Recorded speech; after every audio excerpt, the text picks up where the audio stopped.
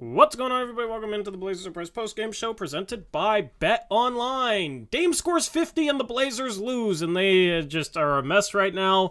And I was able to watch part of this game. I just got back from Rec League, so I'm gonna have to get out of here. I didn't realize my shirt looks so sweaty. Oh well.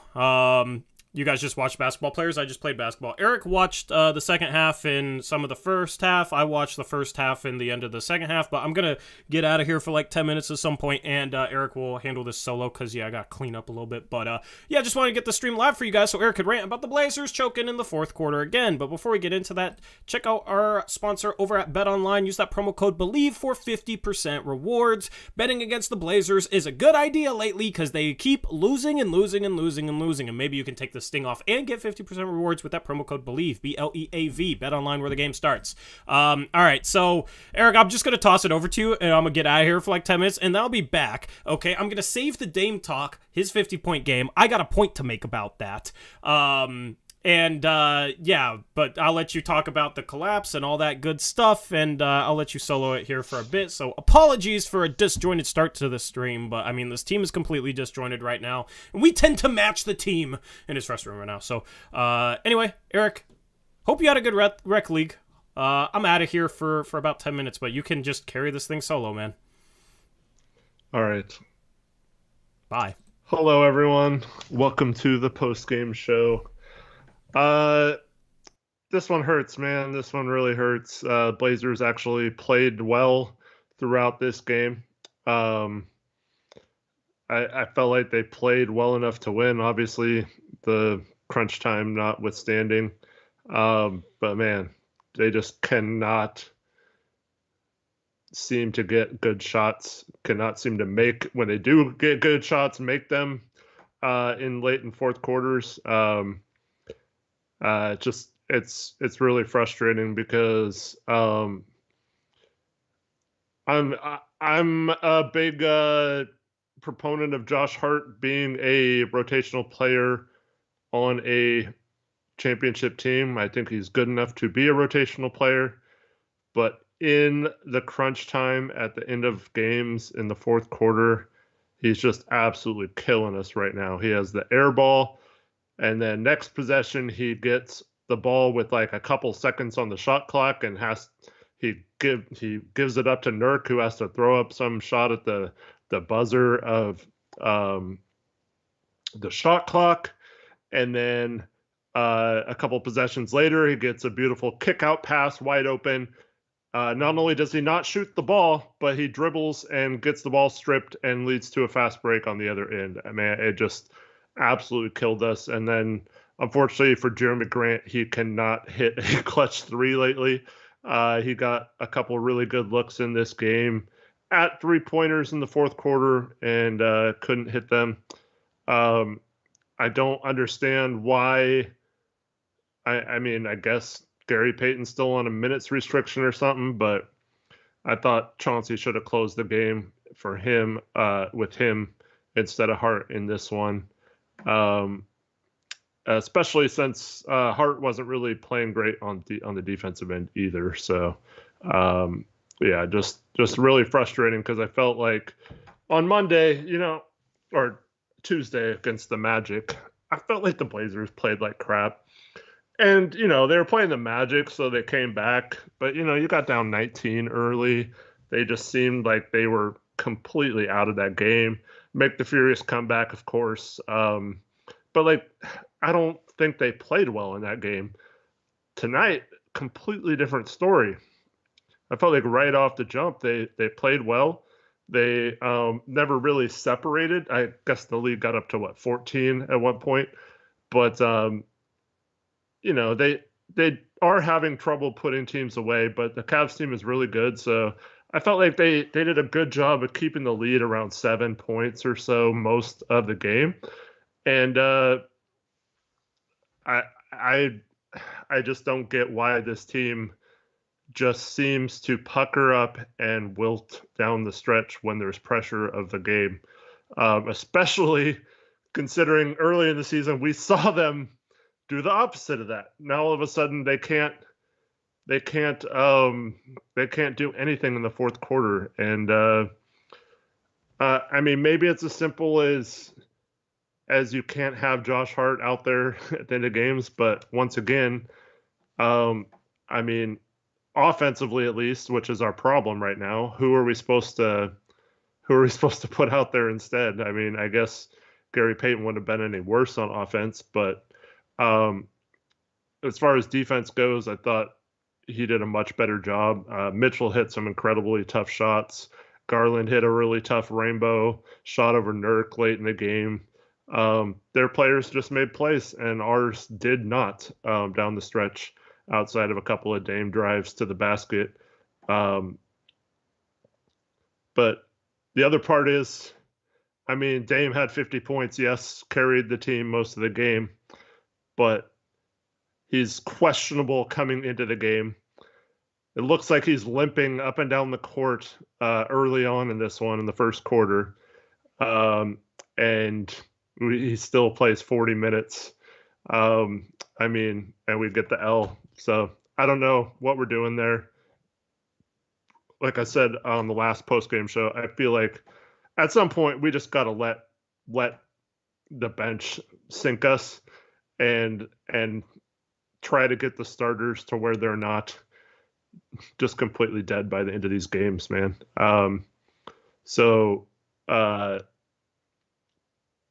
Yeah, I mean, I think that's what they need to do.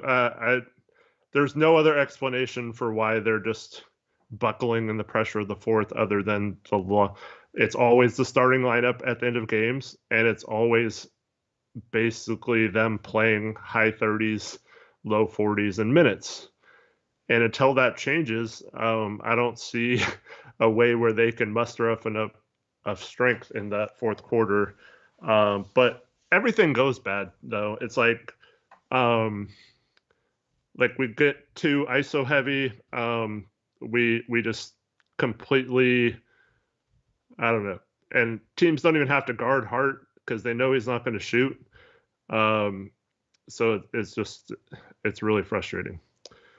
But yeah, I don't know. It's hard to. I mean, I've been pretty critical of Chauncey this year, but it's once again like I don't know what he can do differently, short of leaving Peyton in the game. But I don't know. It seems like Peyton was on a minutes restriction, and out of timeout late in this game, they got a really good look. Hart had a drive, kicked it out to Jeremy, and he was wide open and just missed it, man. It's just, it's frustrating. Just checking out the Mavericks Lakers game. Looks like the Mavericks held on to win by 4 in double overtime. So the Mavericks win, Lakers lose.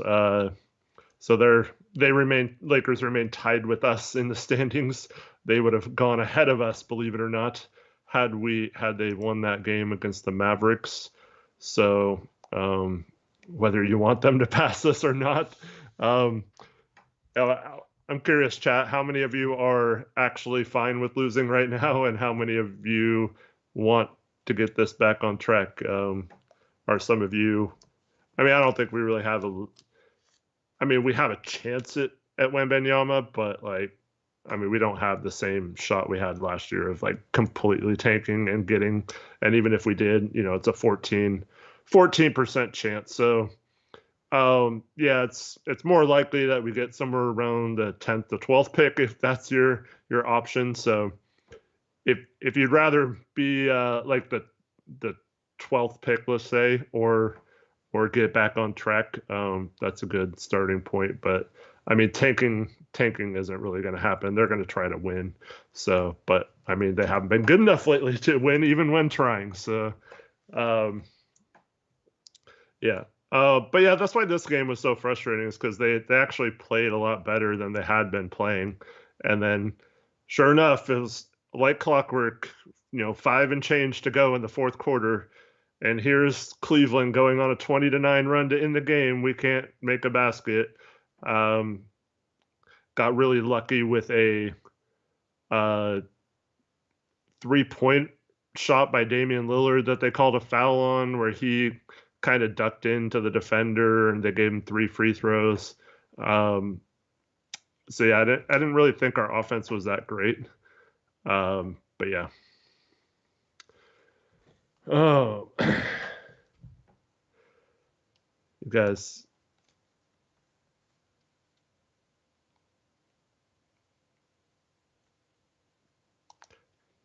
Yeah, don't while in chat. Come on. Yep. And so here's also what they need to figure out. Is so Dame, there's been a lot of talk about whether we should go back to the old offense to get him going and stuff like that. And I'm not going to really talk about tonight because Tori wanted me to wait for him to talk about Dame's 50 points.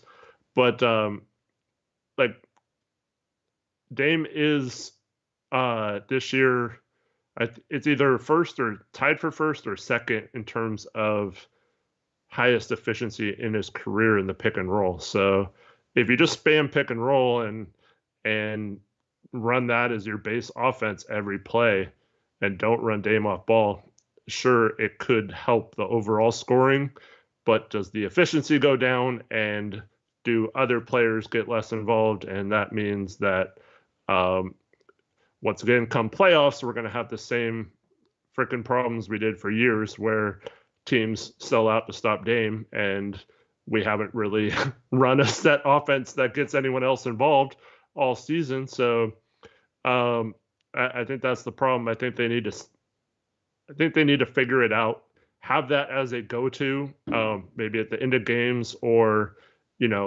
at times in the playoffs you can do it, but to make that be like your base offense, I think is still a mistake, and I think that gets too exposed in the playoffs. So, yeah.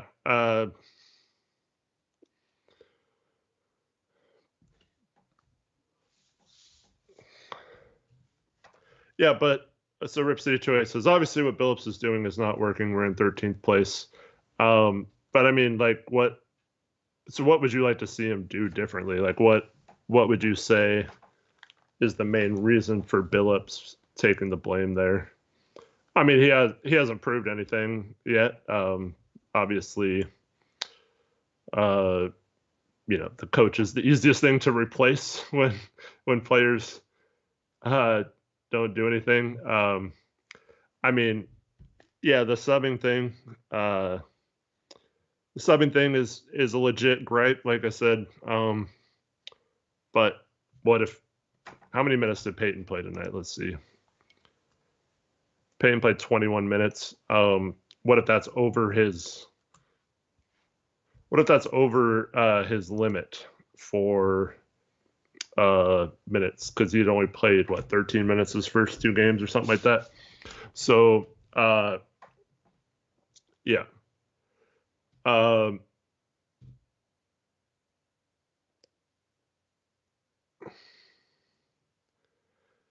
Yep.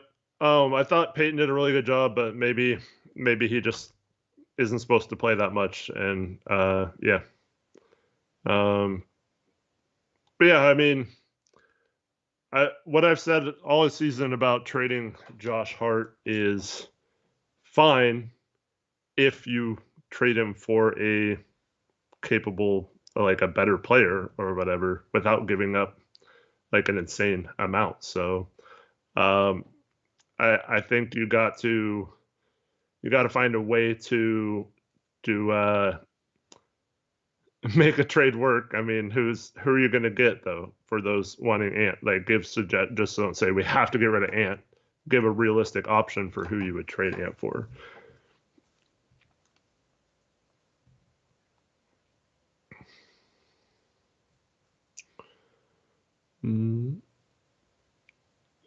Yep, that was fast.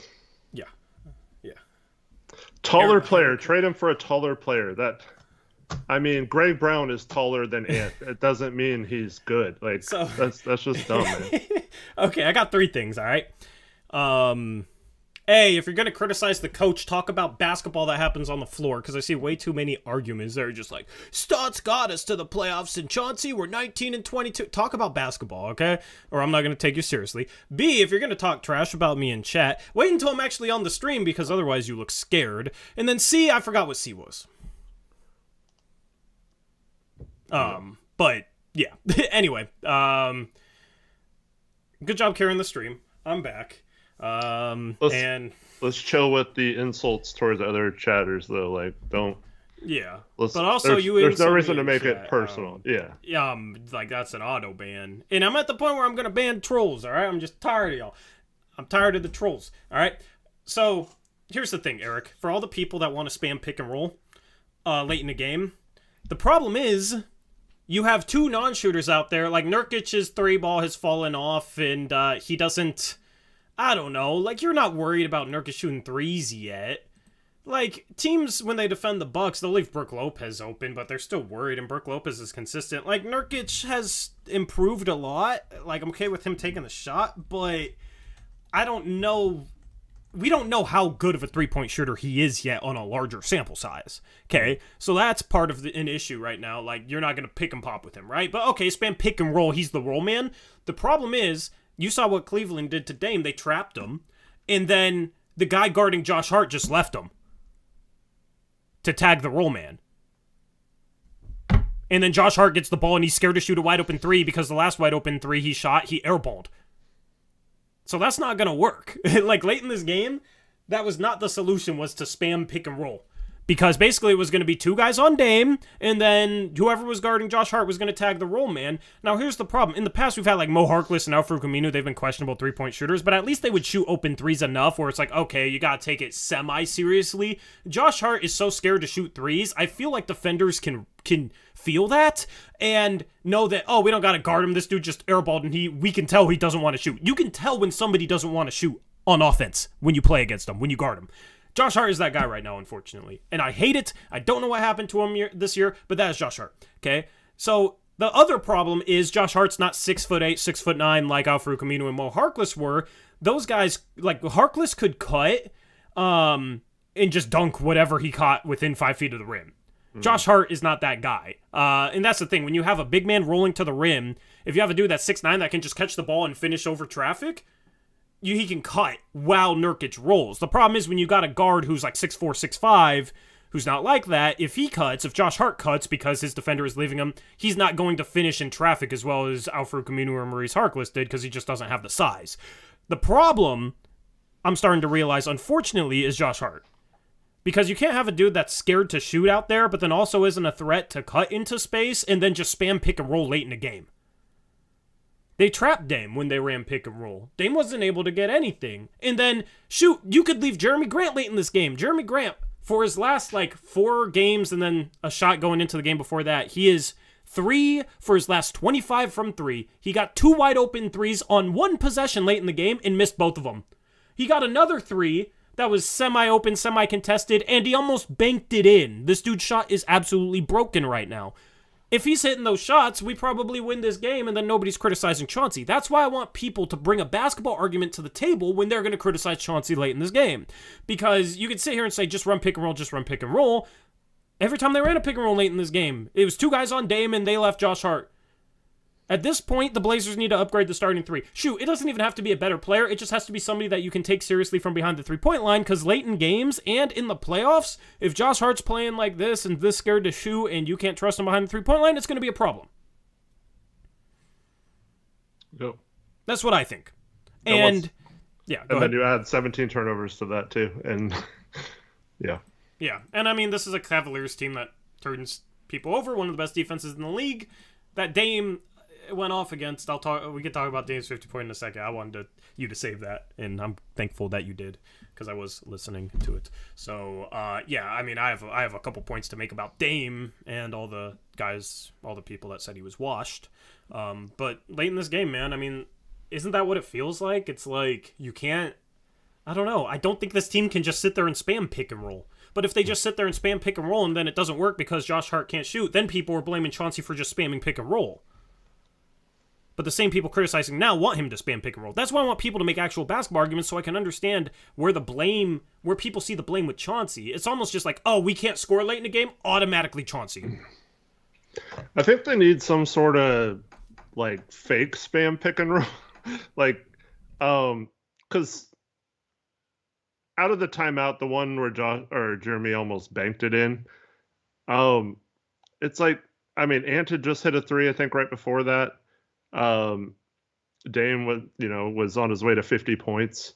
Like, why are we not getting one of them a good shot off ball?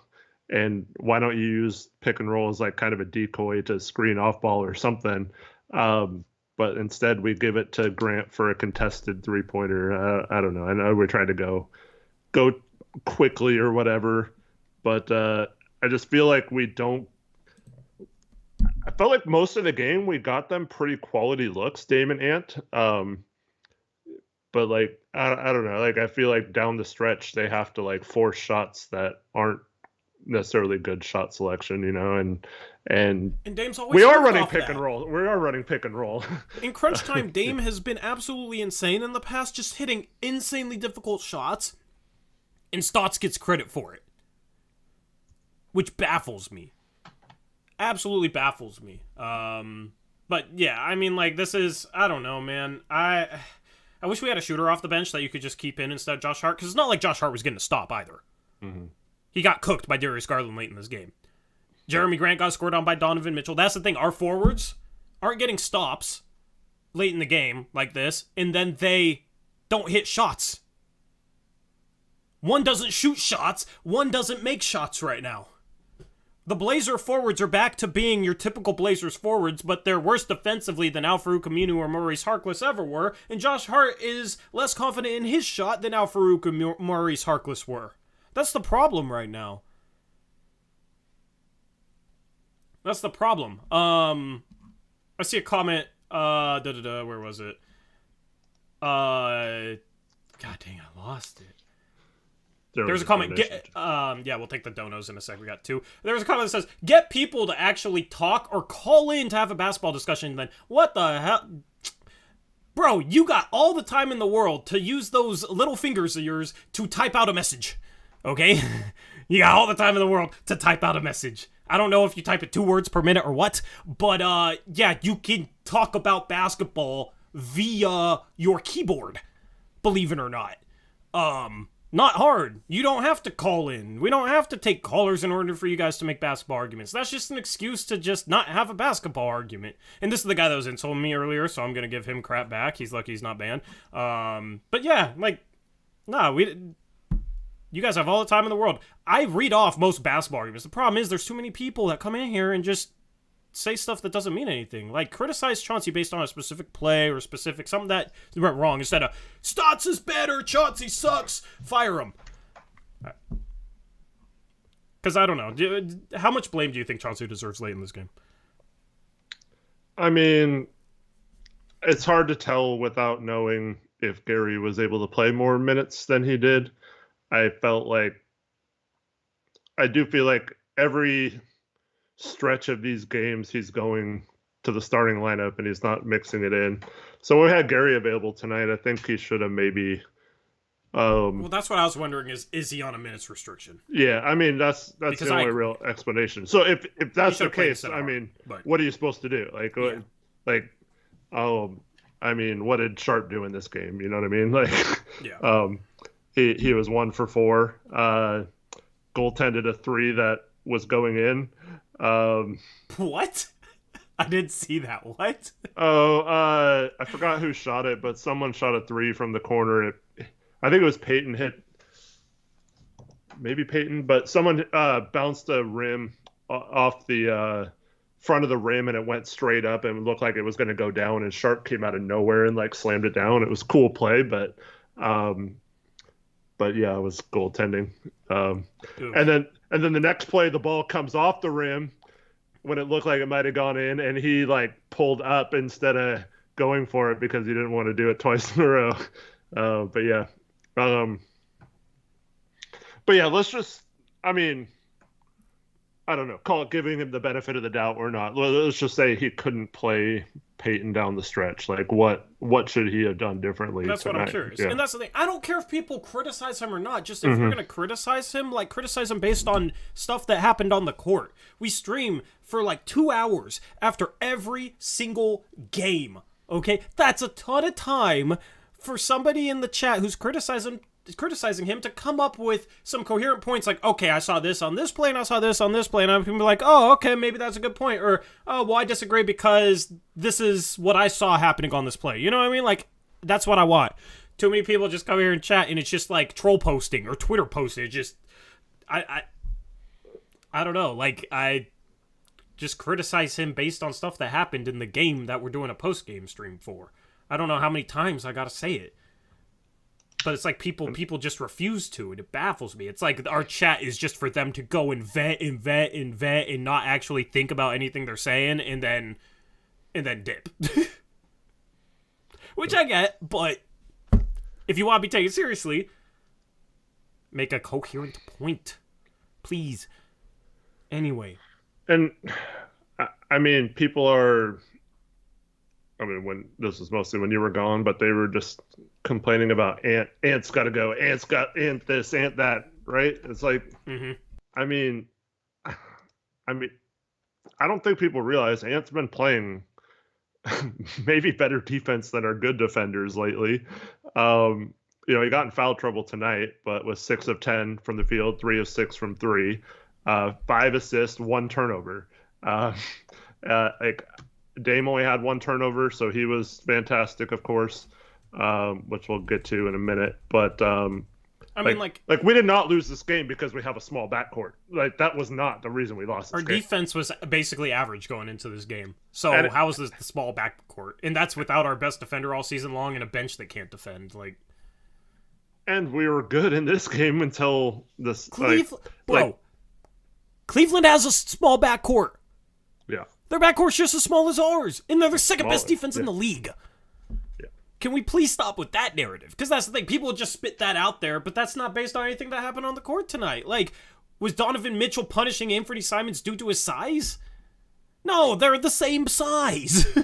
You know what I mean? Like, that's the thing that frustrates me. But then, like, I heard somebody lately talking about how Anthony Simons is a terrible pick-and-roll player, and statistically he grades out as one of the best pick-and-roll players in the league, just like Dame. So, that's the type of arguments that just drive me crazy, because it's just people saying stuff that's not based in any sort of fact, and they're saying stuff just to say stuff. It's all about the narrative, not about the basketball that was played.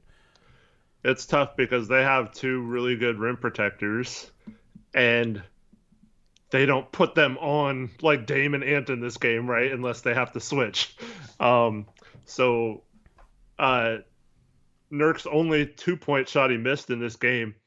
He has a beautiful up and under move, gets Allen in the air, goes by him, has the lay-in, and Mobley's right there to block it. like yeah, good defensive play. Yeah, and he went strong at Mobley and got it blocked. Right, and then isn't that what people want? Next play, he went right between both of them and reverse laid it in. But like 6 for 7 from 2. Yeah, but like they have the right structure, right? Like, you have to let your point guard, shooting guard, and small forward like either sink or swim out on the perimeter. But we have it's completely backwards. So we have Grant out on the top, and then Nurk gets in the pick and roll. Nurk has to go back, and then it's basically Dame and Ant on the backside as our rim protection, whereas they have Mobley and Allen near the rim almost at all times. So it's frustrating that we have a situation where like our guards, like whether they're good defenders or not, they're put in horrible positions for their skill set. Now, Dame can sometimes, stand someone up in the post, but how often are teams like tonight, like no one was just straight posting him up, so that gets negated by that. So it's just, it's weird how you can watch a game, see a team that's good defensively, like Cleveland, always have their rim protectors and help defenders in the perfect spot. And then you watch our defense, who tries to get it done the opposite way, where we have our best defenders getting cooked on the perimeter, leaving our worst defenders on as the last line of defense. And it's backwards.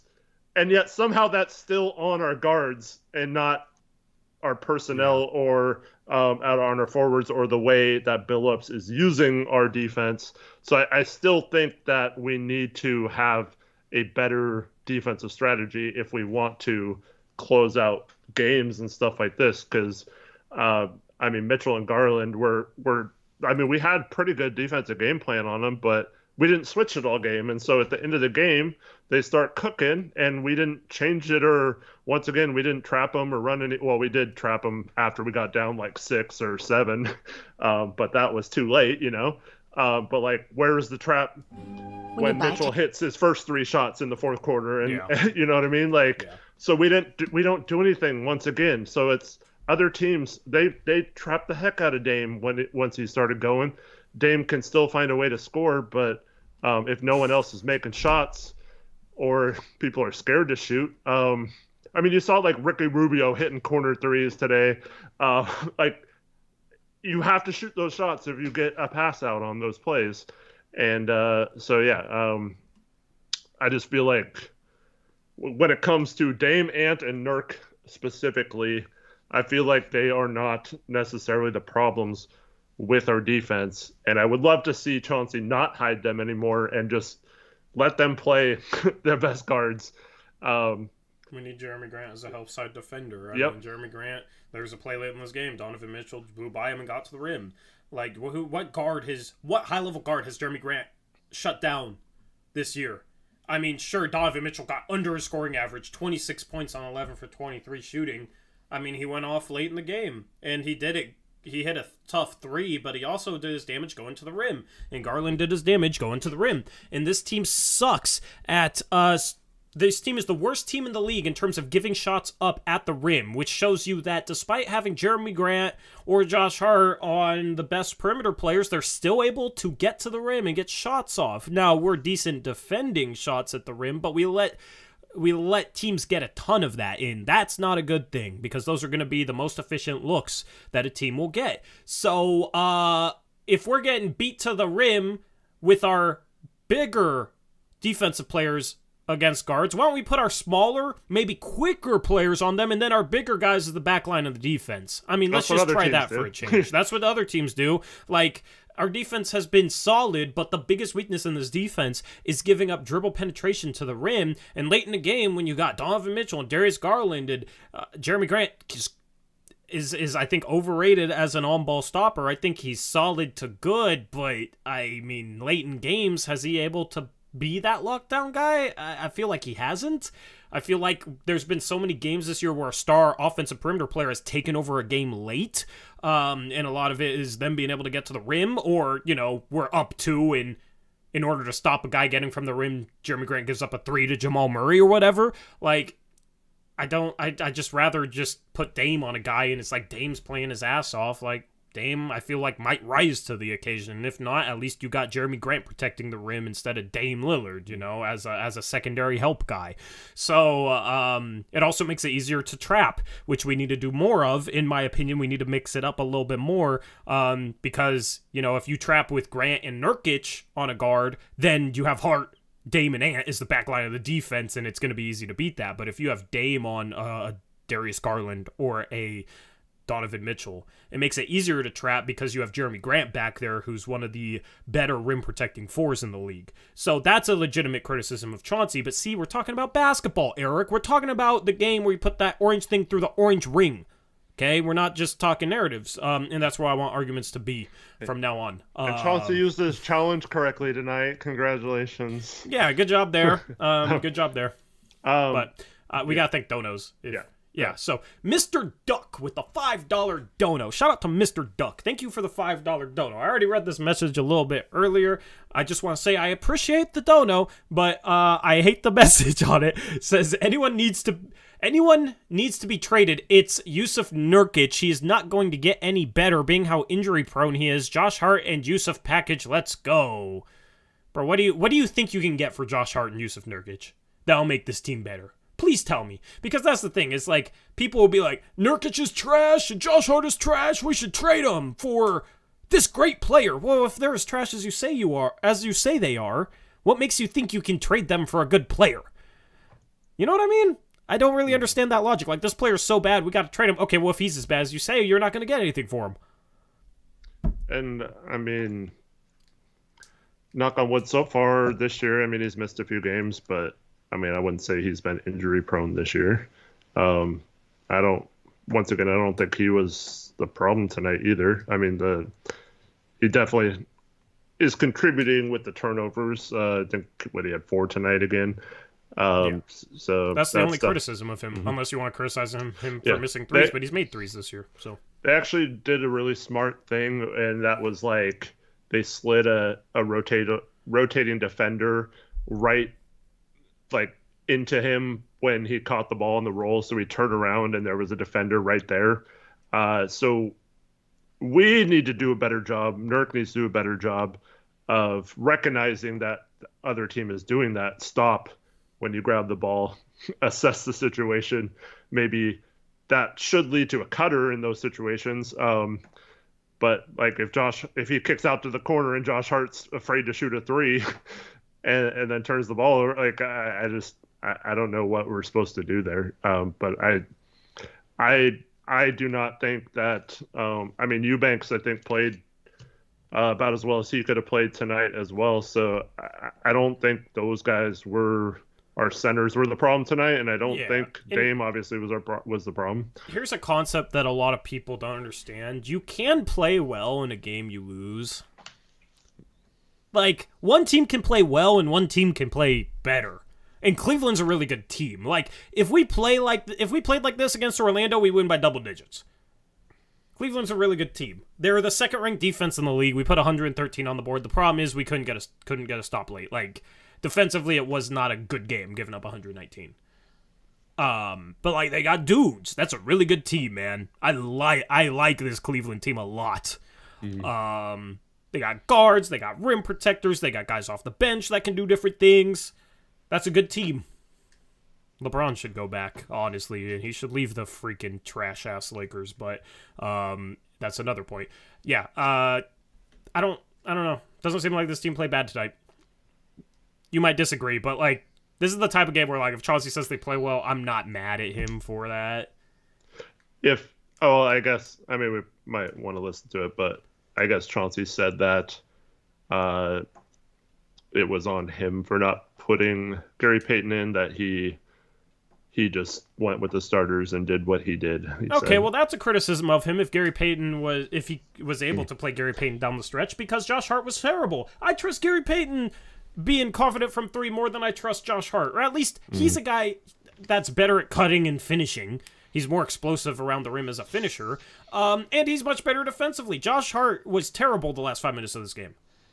Play Gary Payton the second. Hopefully Chauncey learns from this. This is his 3rd game with GP2. Like, I understand if he doesn't have a trust there or whatnot, but yeah, like that's a legitimate criticism. Like, you should have played Gary Payton down the stretch. Look how bad Josh Hart was, and this starting lineup has struggled down the stretch in games offensively, so you might as well put your best defender in the game or keep your best defender in the game.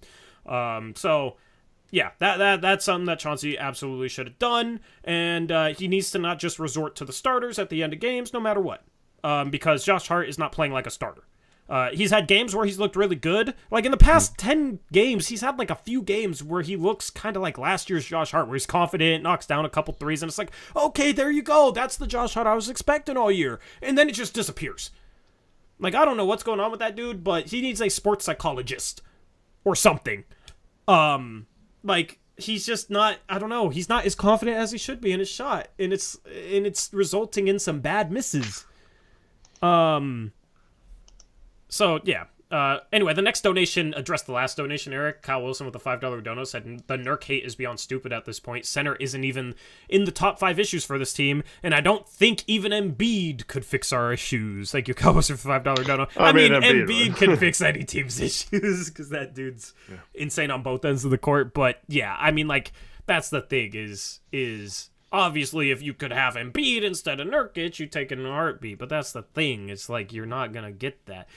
DeAndre Ayton has taken a lot of heat this year. And he's had some moments where he's soft and shooting hook shots when he could go dunk. And he's even more athletic than Nurkic. Like, that's the thing, is I feel like if you brought in Miles Turner or DeAndre Ayton, fans would be okay for a while because it's something different, and there's a honeymoon phase with that, just like there was Nurk Fever when we got Nurk Fever and got rid of Mason Plumlee and had Robin Lopez before that. Like, we didn't have good centers before that. Robin Lopez was a solid role player, but Nurkic was better, right? So it was Nurk Fever, and there was a honeymoon phase there. If we got Miles Turner or DeAndre Ayton or somebody like that in that tier, the Nurk haters would make any excuse for him.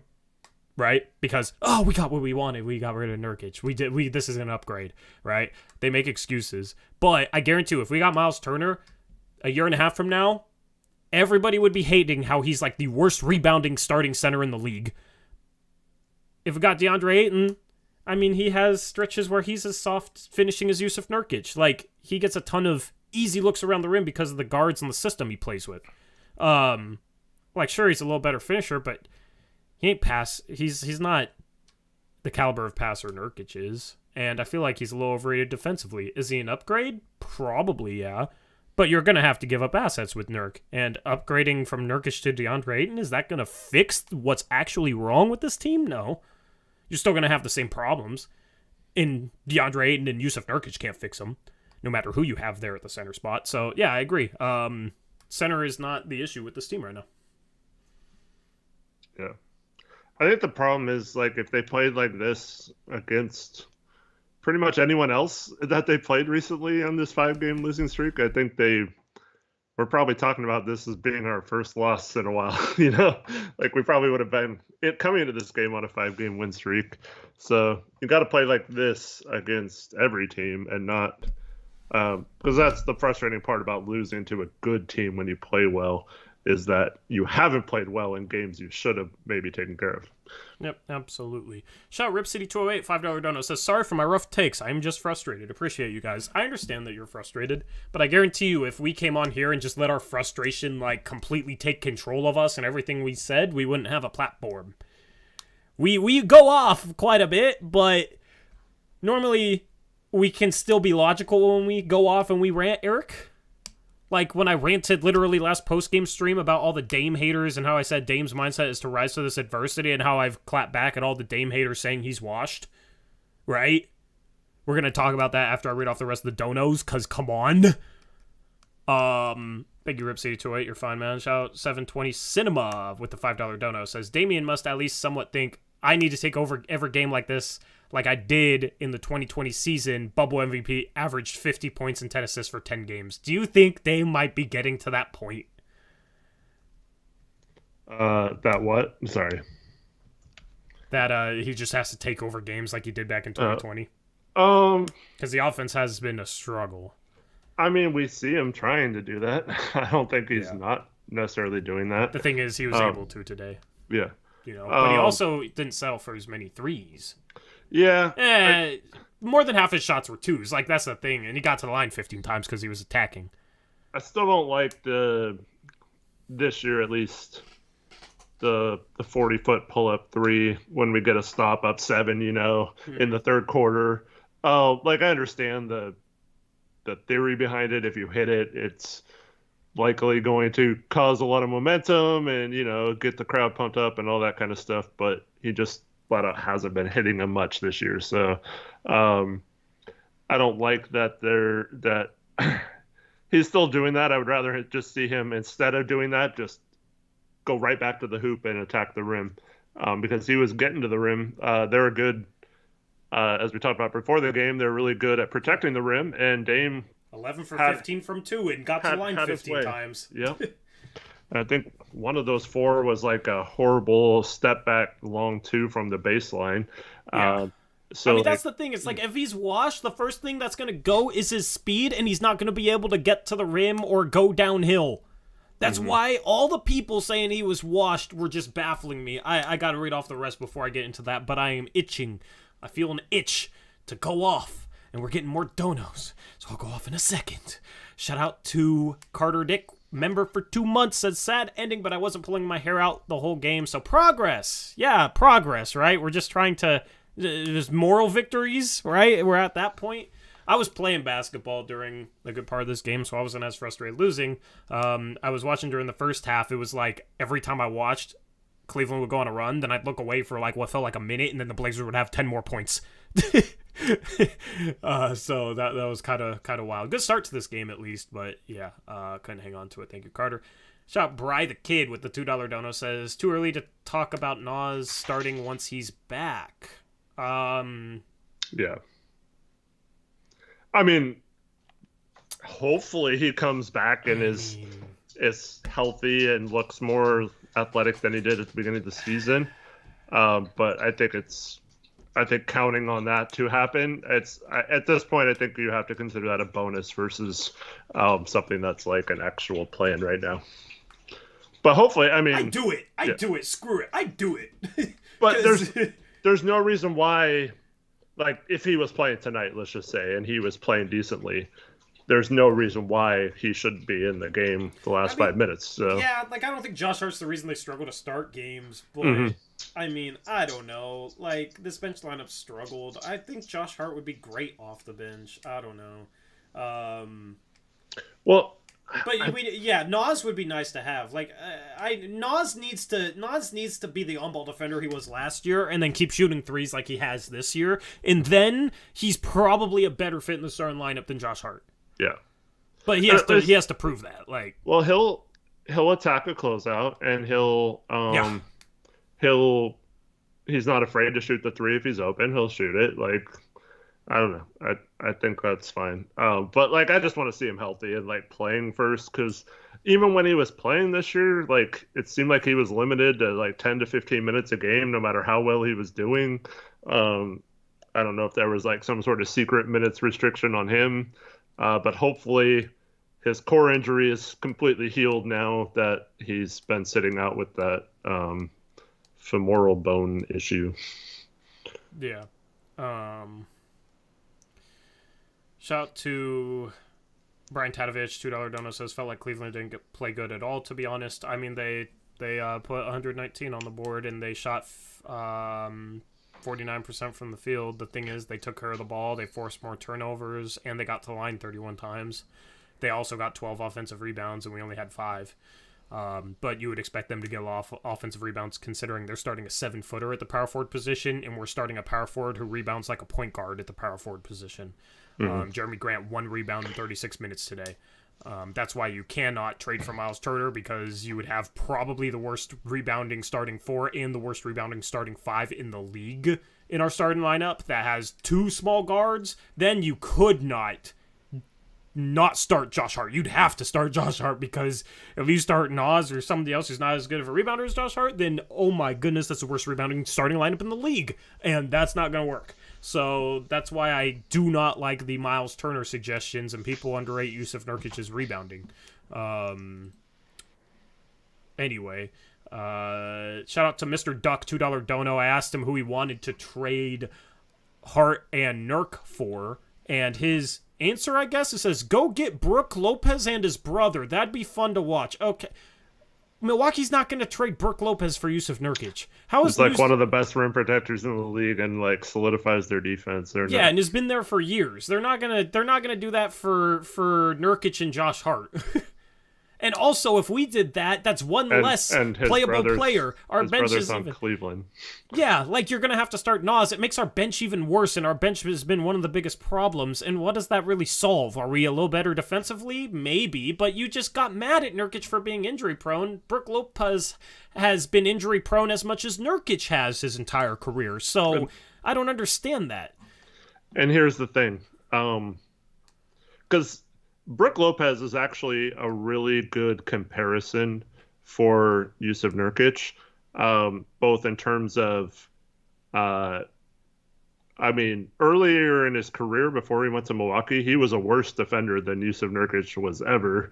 Nurkic's whole career has been a better defender than Brook pre-Milwaukee. And then goes to Milwaukee. What does Milwaukee have? Oh, they have elite perimeter defenders. Giannis, Chris Middleton. They always have other guys. The last couple years they've had Drew Holiday. And oh, wow. Then the center, all he has to do is they run drop coverage. All he has to do is protect the rim. Oh, wow. He doesn't have as many guys going straight line drive at him where he has to decide whether to stop Darius Garland or Donovan Mitchell or give up a lob pass or a dump off pass to his guy, Jared Allen or Evan Mobley. It's amazing what having perimeter defenders do to a center like Yusuf Nurkic or Brook Lopez. You put Brook on this team, and he's getting cooked just like Yusuf is. And it's just going to be, maybe he spaces the floor a little better. His percentages aren't great, career-wise, but obviously the last couple of years they've been better. I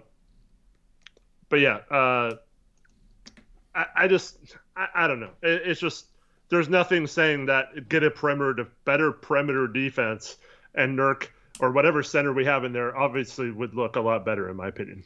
Yeah, because he doesn't have the guards attacking him, forwards attacking him constantly all game at the highest rate in the league that he has to constantly try and protect against and end up having to, that's the thing is when you get guys driving at you all game, you can't be as aggressive on each drive or else you're going to get into foul trouble with how much you have to deal with protecting the rim against guys driving right at you. When you have perimeter guys that can contain and not let guys get downhill and can stay in plays when guys drive, it makes it so much easier on the big man to, maybe take a risk going for a block where he might pick up a foul. Or, the perimeter defender, yes, he might have gotten beat, but he's still in the play and can still bother the guy driving, so the big doesn't have to help as much or something like that. You know what I mean? Those things matter for a rim protector and for a big man. And that's the thing. It's like we get guys driving at the highest clip in the league, and we're pretty average in terms of defending the rim, and that's with Jeremy Grant, one of the better rim protecting fours in the league, playing on the perimeter and guards, oftentimes getting screened out of plays. Like, Nurkic has no help in that situation. So, I don't understand how anyone can say Nurkic is the problem defensively. I hope that people, we can help people realize. Maybe some people will find us and, I don't know, stop watching other things. Because that's the problem is, I can't listen to any other Blazers content because I feel like much of it is too critical of Nurkic, and it drives me crazy. By the way, did you know the scoreboard is still not the right day? Is it still off? Yeah. Wasn't it correct earlier today on Blazers Uprise Live? I don't know. Is it yesterday or is it? I don't know what day this is from, but it's I think it was yesterday. Okay, well, it's like a day behind for some reason. I don't know why. I thought so Gary Payton he was going under screens. But this is what Jeremy Grant needs to do with his length. Mm-hmm. He was going under him so quick that he was recovering back. And Donovan Mitchell still hit a three with him pressed up in his face. But, it was better than anyone going over a screen could attach themselves. Even though he was going under it, he was still quick enough to stay with the guy. And so that could be a nice weapon to have, and I wish that would rub off on Hart and Grant or whoever's guarding the perimeter, because if you can do that and contest the shot, that's where you could say the length of Grant. He's taller than and lengthier than Gary, so if he can do that, recover quickly and put a hand up, that's a much tougher shot.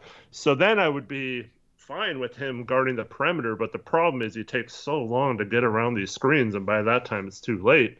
So I think the solution might be to just teach everyone to do screens the way Gary does them, but he's so quick on his feet, it's going to be hard to replicate, but at least it's better than what we're doing right now. And I mean, if somebody hits a couple threes, then okay, switch it up and do what you've been doing and go over. Yep. Right. So. Yeah. And Definitive One had a good point, real quick, about the Nas thing. Chauncey literally said last game that he won't consider a change, but I think he just said that because he doesn't have anyone worthy of that right now. So like what we were saying is like if Nas comes in and plays well off the bench, then all of a sudden I think Chauncey might consider it because he considered it at the beginning of the season. So I think it just matters how Nas does coming back. If he's actually pressuring that, that's a really good thing for this team, I think. Yeah, absolutely. Shout out Jason Hawley, $10 donors as well. I thought it was going to be a celebratory drink. It ended up being a crying drink. Anyway, it's a drink. LOL. Keep challenging us, Eric and Tori. We need educated Blazer fans. Come on, chat. Come on. Thank you, Jason, for the $10 dono. Yeah, I'm literally mad at too many people say, Tori can't handle when people disagree with them. I'm literally sitting here challenge people I disagree with to have better arguments, to give me more of a challenge, to maybe have a conversation about basketball. I want people to... Dude, I'd love for somebody to come here and argue with me and then, like, come up with some good points, and they sit there like, okay, well, I have to go look at that. You might be right. I would love that. Please, somebody, be that person. Shout out to Monopo Man. What's up? Good to see you. With the $3.50 dono. Threw us for a loop with the $3.50 center. Says, Blazers need some bench help desperately. Yes, the Blazers had 9 points today off the bench, Eric. Which isn't surprising given that Gary Payton II isn't a scorer, but he doesn't shoot a single shot in his 21 minutes. Shaden Sharp one for 4 and 2 points. Jabari Walker 1 for 3. In 8 minutes, 4 points, and then Drew Eubanks 1 for 2 and hits a 3 again. Yeah, I guess the field goal attempt Peyton had doesn't count because it was goaltended by Sharp. So I don't know how they ruled that turnover. I guess Peyton that shot the 3. Yeah. So yeah, but I mean, we need him to play defense. So I thought he did his job there. And he had that one. So the Eubanks 3. Did you see the Eubanks 3? No. So Eubanks hit a 3. We hit Gary in the short roll, and he made a nice pass out to Drew, who was for some reason in the corner spotting up or the side spotting up, and he splashed it. But yeah, it was some nice action, and then Gary. That's shortly thereafter Gary got taken out, and yeah. Yep. So there's a quote from Chauncey that it basically confirms the Twitter thread I made. You remember the Twitter thread I made? Yeah, about the offense that I was talking about earlier in the stream. Right? Yeah. About how we can't just go back to the old offense because it didn't work in the past. Yeah, we have to figure it out. Yeah. If you don't follow me on Twitter at ToryJonesYT, there's a link in the description box below. I'm gonna read off that thread and then say what Chauncey said. Okay. But basically, here's what I said on Twitter. The problem with the Blazers is that Chauncey is trying to teach them how to play a style of offense that is more conducive for playoff success. Pick and roll and isolation has always worked for this team in the regular season, but their offense would regress in the playoffs. And that's backed up statistically, by the way. The next tweet said, I see a lot of people criticizing Chauncey while saying things such as, Stotts was right all along. But the problem with Stotts was never the regular season. It was that the offense was ineffective against elite defenses and in the playoffs unless Dame and CJ were hitting insanely difficult shots at an almost impossible clip. The Blazers aren't getting worse shots. They've simply been in a stretch where they're missing shots at a higher clip. The problem is they're turning the ball over too, which is compounding the issue and resulting in a worse regular season offense. Sure, you got to get to the playoffs and losing these games are bad, but I think it's pretty obvious that the only way for this Blazer team to have a chance in the playoffs is to be able to move the ball and play off each other well, especially in freelance situations. Settling for regular season wins at the expense of playoff success is worse than trying to make this team the most dangerous playoff team possible, but failing in the process. I'd rather do that than just settle for regular season success playing a style of brand that doesn't work in the playoffs. The rest of the thread said, trying to improve upon years of non-contention to try and get over the hump and failing isn't a mistake.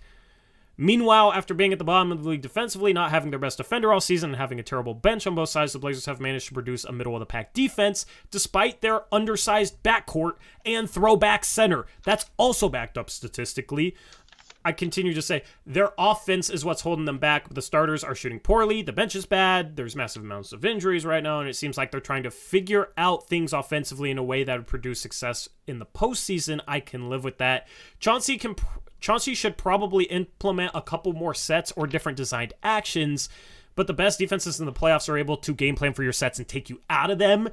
If all you know how to do otherwise in those situations is to isolate or run pick and roll, it's less effective in the playoffs because defenders are allowed to be more physical defending the ball. That's why teams that know how to move the ball and play in freelance situations succeed in the postseason, with Golden State being the prime example.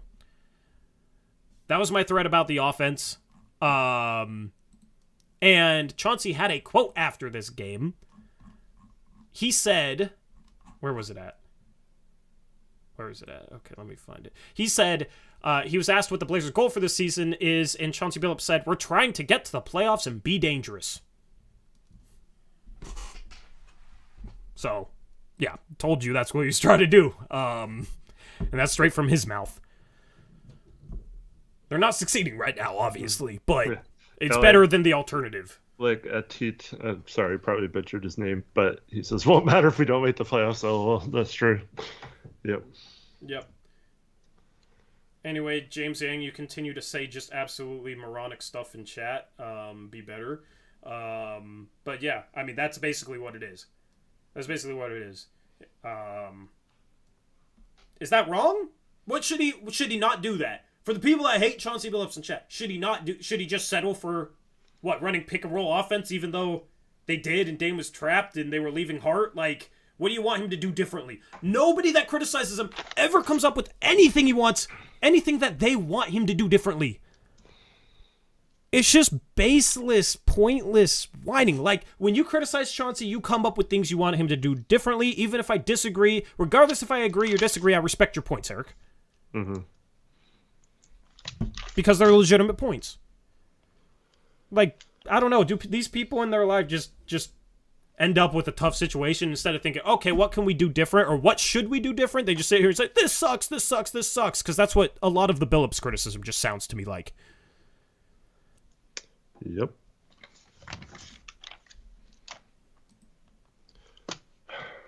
I'm not even saying, like, all this, I'm not even saying it's not a coaching issue. I'm not even saying that, you know what I mean? I'm just saying if you're going to criticize him. Actually criticize something. Okay, so Taylor Packer says they want him to play spread pick and roll. That's the point. Stotts had people who would shoot the ball. Like, how are you supposed to play spread pick and roll with Josh Hart refusing to shoot? His man's going to be packing the paint, and then Dame's going to kick it out to him, and he's going to refuse to shoot and then dribble around. Like I don't know.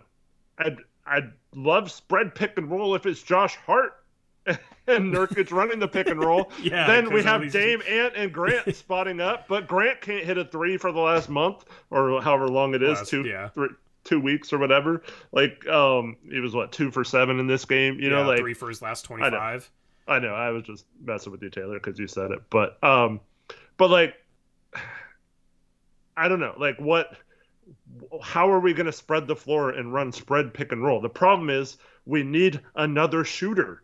And, whether that's addressed at the trade deadline or not is probably going to be the difference between whether we make a run back into the playoff picture or not. Because if you have that one shooter and at the end of this game you can plug, take your pick on who that is. But if you could plug that guy in the corner and kick it out to him and he's not afraid to shoot, or he's like a 40% 3-point shooter out there, it's game over and we'll dominate. And we need that guy who can come in off the bench when Josh Hart spacing becomes a problem. And then, like you said, Josh Hart can run the second unit or play with the second unit, be a little more aggressive, push the ball up, get them some easier buckets in transition. And I think it solves a lot of problems. But yeah. So there's a comment that says, why can't people criticize coaching unless they know what the coach should do? That is why we are fans and he is the coach. His job to make us better, not ours. Here's why. Because you guys don't even know why you're criticizing him. You don't even actually know why you're criticizing him. Like, that's the thing. It's like I have to have Taylor here in chat who agrees with us, but he has to try and guess as to what the Stotts criticism is for because nobody can explain it. Like, and then you get comments like this saying, so Tori, are you majorly impressed by Billup's coaching? I don't get why you keep ranting on those who say he sucks, because I want them to explain why they think he sucks, and nobody can. Nobody does. Nobody even knows what they're criticizing him for, because they won't explain it. So it's like, okay, well, if it's his job to figure it out, and you don't, know why you're criticizing him, then why are you criticizing him? You're basically just like, oh, well, I guess it's his fault since we're bad, so it's his fault. I don't know why, but screw Chauncey. That's stupid. I'm tired of that. I'm so tired of that. Anyway. No, here's the thing. Since I've started going about things this way, I have seen some progress, Eric. I have seen some progress. I'm trying to create progress in this chat because people are going to come in here and say the same things, and it's going to be, we have more arguments in chat than we've ever had ever. So, might as well try and make them better. Might as well try and influence some people. If not, oh well. Anyway. So Damani wants him to run more sets. Okay, legitimate criticism. You want him to run more sets. Good job, Damani. Thank you for being one person that can say, yeah, I want him to run more sets.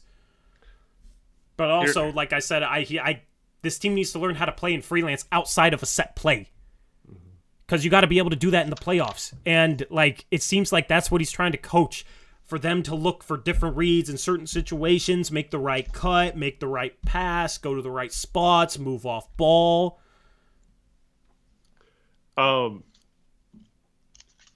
Here's one thing I'll criticize too is why is Hart always standing in the corner? If he's not going to shoot, he's not going to, and he's being hesitant. Why isn't he used more as a slasher then, or run some sort of action where he is the slasher, or like I said, more with him on ball so you could run your other players off ball. That's I think the problem is not only is he not shooting that shot, but he's always there as the outlet, and that's always open because his guy leaves him.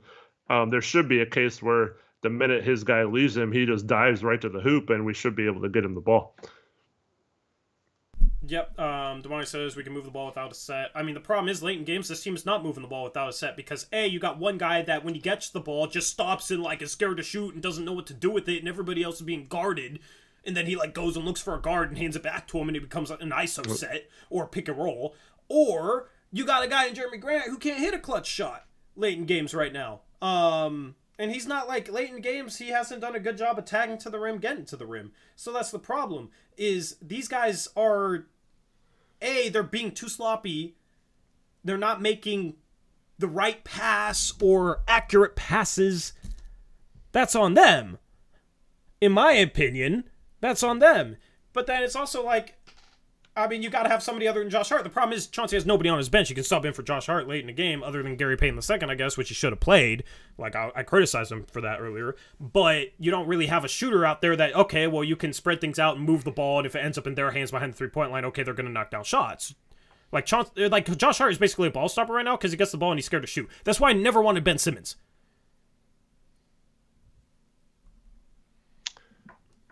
Okay, so, real quick, Damani, man, that was right after Josh Hart airballed a three.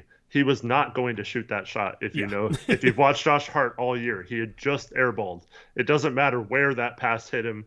It could have been perfectly in the pocket. He was going to pump fake and try to drive the ball. So, yeah, the pass was a little low, but that's not – this is a problem that's been happening all year, not just one pass that was low. I mean, this is literally killed the team all season. And – Well, and he has shown that when he misses one, he won't shoot for for several stretches. I mean, I don't know.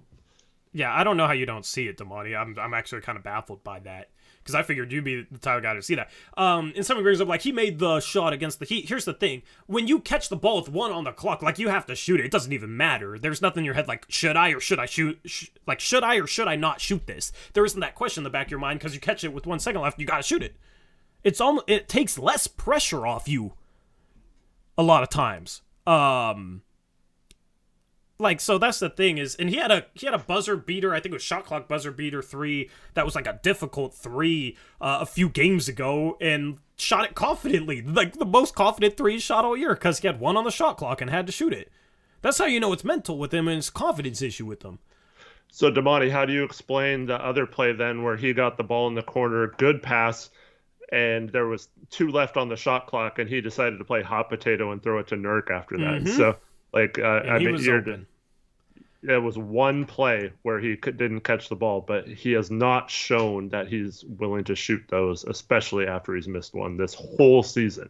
That's been an issue since basically game 1, maybe game 2, because he played pretty well in game 1. But I don't see how 1 bad pass makes up for 100+ minutes of sample size of Hart not being willing to shoot that this year.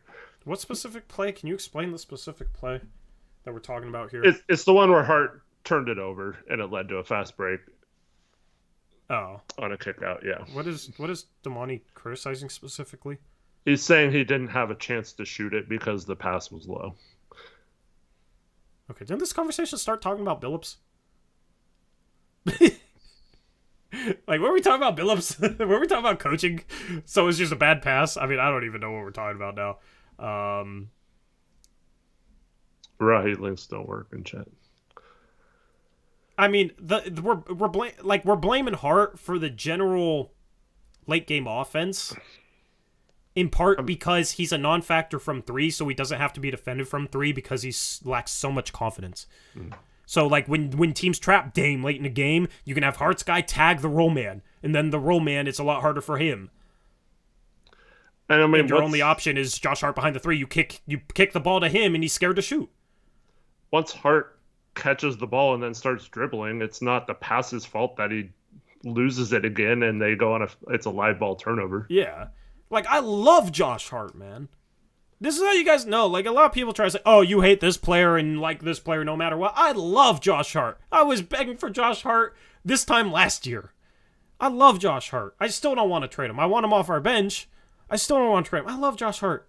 But it is what it is. Like, the dude just is scared to shoot 3. An airball to quarter 1 that was open. And then gets another one that was open and gives it to Dirk. Just, like, doesn't want to shoot it. Just scared to shoot it. He catches the ball, and this defender is sagging on him like he's Justice Winslow. And Josh Hart is like, well, I guess I am Justice Winslow.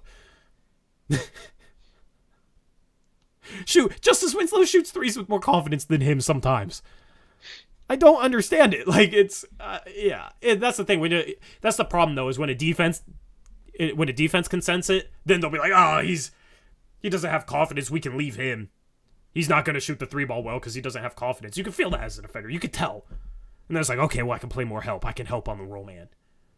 And then, I don't have to get out on him all the way. I can give him a gap, make it harder for him to drive because I'm harder to beat because I'm not pressed up against him.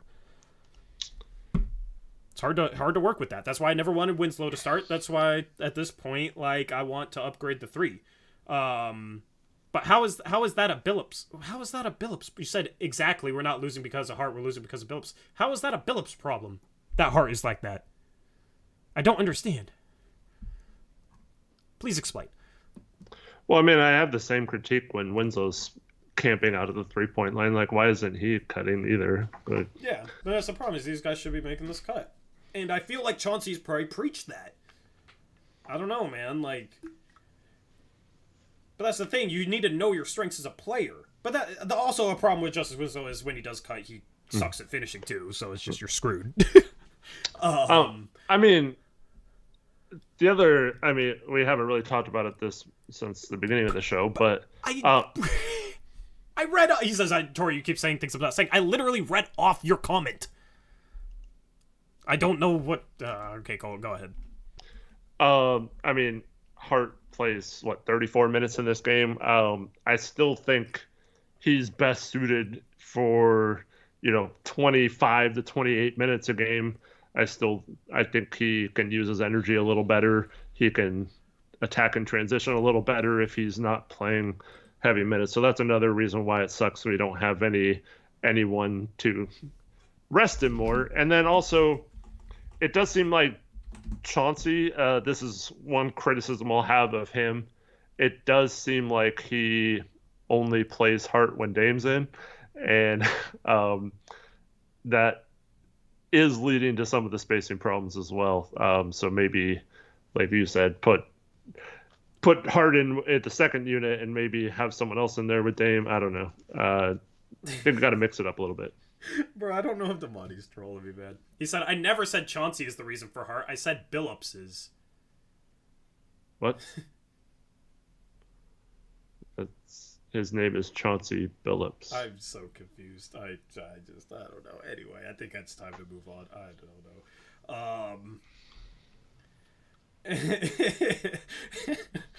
know. Shout out to Maugs. Did you used to have a different name? Because I recognize your profile picture and you're a member for 28 months, but I haven't seen MOWKZ. Is that Millswash? I think that might be Emerson. Oh. Changed his YouTube name.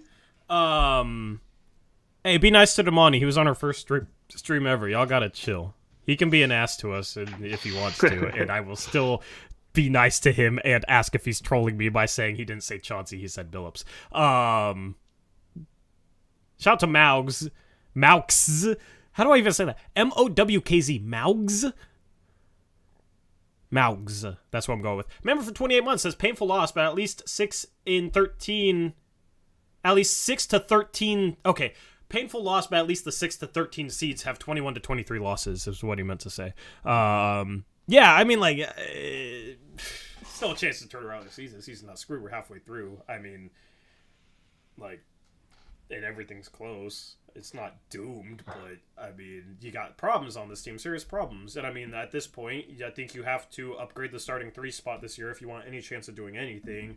And then Hart off the bench is solid, I think, is a solid option for some energy, him and GP2, and then you try and upgrade the front court off the bench as well. I think that's how you figure out some of these issues. That way you don't have Hart late in games kind of mucking up the offense, and it would be nice to have a backup 5 that can shoot threes consistently, as well as be solid defensively.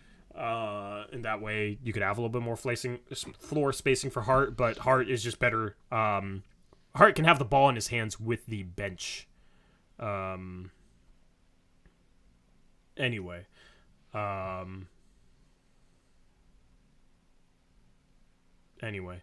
Damani, the reason you were blaming Billups, I think, is due to a big portion of what you're blaming Billups for is actually due to Josh Hart being scared to shoot a 3-ball.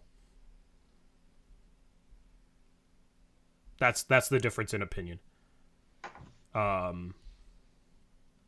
So, anyway. Blazing bum cheek, we'll never do that, so never say that again. Cody Franklin, I'm sorry to hear that. How many times did he insult you? Hopefully it was under 3. Anyway,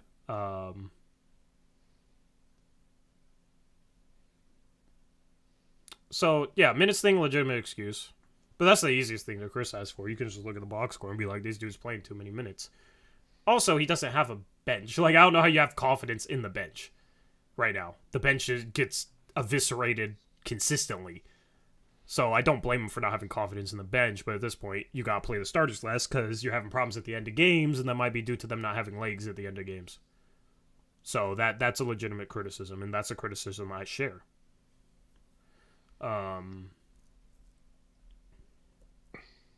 But, yeah, Damari says that has nothing to do with all the one-on-one play and lack of ball and player movement in the fourth. I mean, it's on... A big portion of that is on players to make the right cuts, on players to not hang on to the ball, on players to move the ball. If you're trying to teach a team... How do you teach a team to play better in freelance, Eric? Well, I mean, I would argue that despite a lot of ISO-heavy stuff in the fourth quarter, they were still generating pretty good shots. Like Hart has a wide open three, he airballs. Jeremy Grant bricks a couple threes. Like 2 wide open like threes on 1 possession for Grant. like they're getting good looks off penetration. It's frustrating that none of them are going down, especially when you get wide open shots for someone who's shooting like 45% from three despite struggling lately. Like he's been lights out from three, Jeremy Grant has, and he can't seem to hit a clutch three lately. It's just been frustrating. It is frustrating. I think there's times where they do have good ball movement in the fourth and miss shots. It's not consistent, but like there's no like how do you teach a team to move the ball and cut outside of a specific set play? Because this team has to learn how to do that in order to have a chance in the playoffs. This team has to learn how to do that. But how do you teach them that? How do you get them to do that? Like, you can't run... Like, how do you teach them to move and cut and make the right pass and make the right read and set the right off-ball screen outside of a set play? You can't just run a set play to do that because we're talking about outside of a set action. A lot of teams in playoffs game plan for your actions and will take those away. You got to be able to counter with something where you create something outside of a set action. So how do you... How do you do it? Because I could easily see Chauncey, because we don't know because we're not in practice, but I could easily see Chauncey preaching this stuff, looking at it on film, make this cut, make this pass. But then if they don't go out there and do it, I mean, I guess you could bench all the starters at the end of a game. But I mean, how are they going to learn without game reps?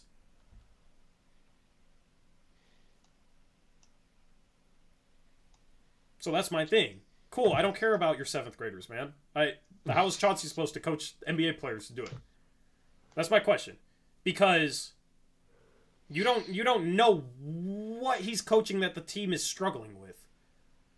Just because the team is struggling doesn't mean he's not trying to coach it. I mean, that would be an argument for letting Peyton have a shot at the end because, I mean, he's in his career has shown a willingness to cut off ball and also is a decent passer. And he came from a Golden State system that does do that really well, the best maybe ever at free flow offense. So I think, yeah. I mean, there was a play against, I think it was Minnesota, where Dame had a back cut and Nurkic threw a bad pass and it was a turnover.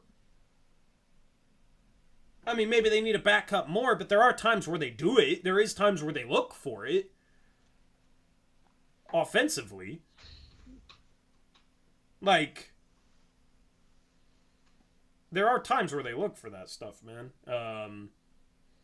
We went back and watched every play, and that was one of the plays in the stream where we watched back and went through, like, 19 possessions. I mean, okay, so if it's not working, don't back cut, but you just said you want them to back cut. They should establish a rule to always back cut when they can back cut. But now you're saying don't back cut then. I do feel like certain players should instead of...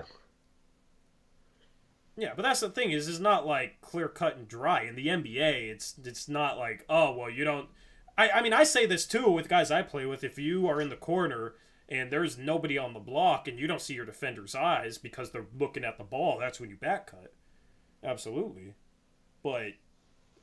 dude, okay, I'm done talking with you. I'm reading off your comments, and you're either doing a really bad job saying what you're trying to say, or you're trolling. Well, I have a question, Damani. Let's say, you do have a 7th grader that doesn't cut, or is always spotting up at 3, not moving, or you have players that seem to resort to one-on-one too often, even if you're coaching them not to. What do you do in that situation? I mean, the solution is probably you bench them because you're trying to teach. Well, hold on. I want to see what he says. Yeah. I mean, I already know what it is, but yeah. Well, I mean, this is a solid question. I mean, that's in the NBA, it's you're trying to win games, too. Okay, well, how am I supposed to know you're being sarcastic? I read your comment out loud and you say you never said that, but you actually did say that, but I just didn't get the sarcasm because I was somehow supposed to get it through text. I mean, come on, man. Anyway, I'm ready. He can answer your question, then I'm going to move on because we're talking too much here, but... Or we could bring Damani on a stream, since he was on our first stream. He's been on stream before. I'd be down to have this argument on stream. It could be fun. DJ Vega, you would not lock me up, man. You would not lock me up, my guy. I guarantee it. Because even, dude, if we play 5-on-5, even if you lock me up, I'm getting 13 assists. People are saying when you're sitting back, you're too far. Yeah, okay, let me get closer to my mic. Damani will do it on a future stream, because we got to set up Zoom or set up Skype. I don't have a 3-person setup. Vega, you are tripping. You are tripping. Yeah. Anyway.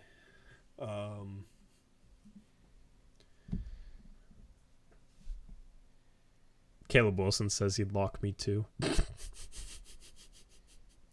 Well, I mean... Hail Blazers, I've always passed, man. You're tripping. I can show you the spreadsheet from my freaking rec league. Top assist performances, if you want. I'll bring it on. I'll take a screenshot and put it on the stream. There's one thing you could say to Hail Blazers right now.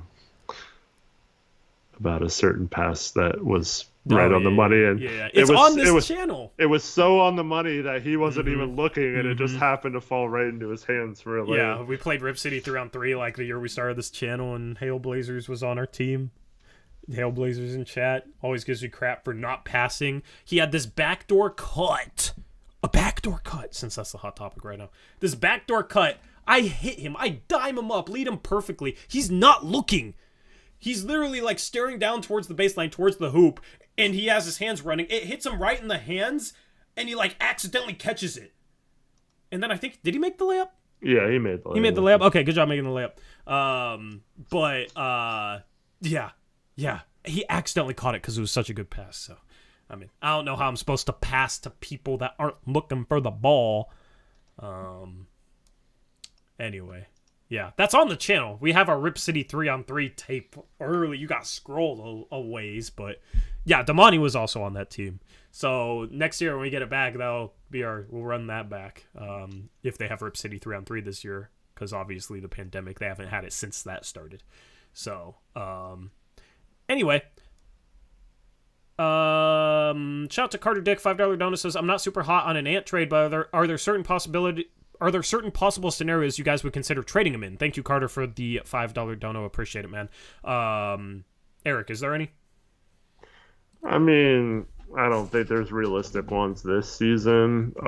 In the off season, maybe if you're talking about getting to a $40 million a year player, you almost have to include Ant.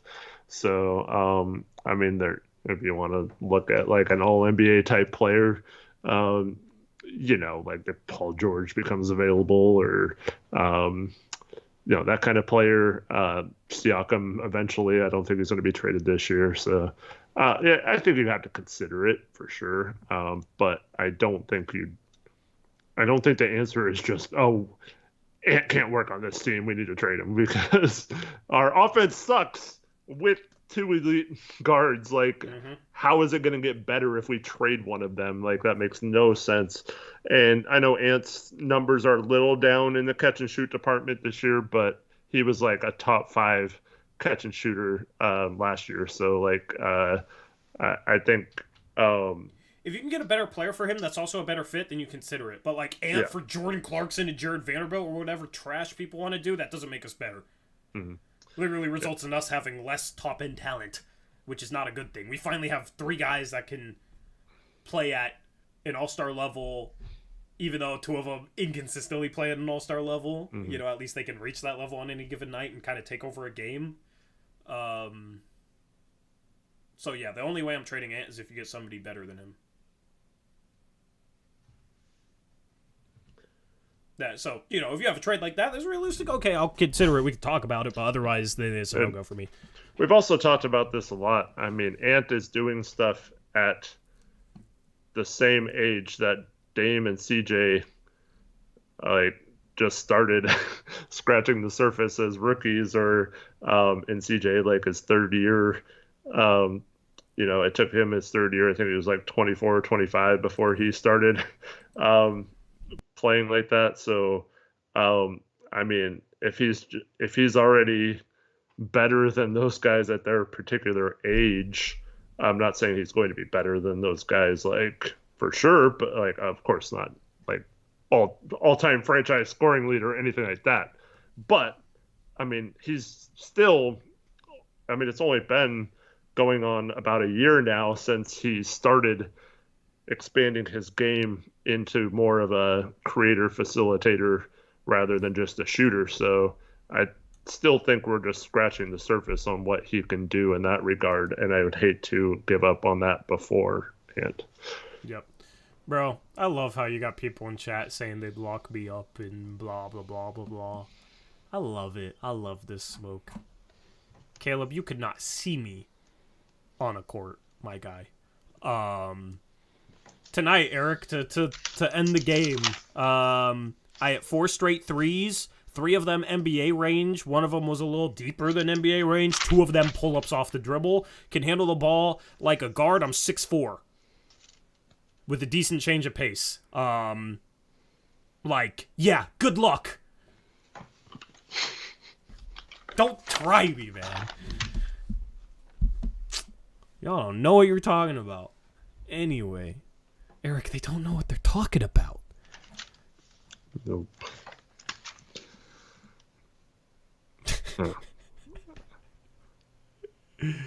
Why are you playing rec league then? Because y'all don't realize how good college basketball players are. And I played a year in college and could have played longer. But I'm 26 now. Yeah, I'm not a professional.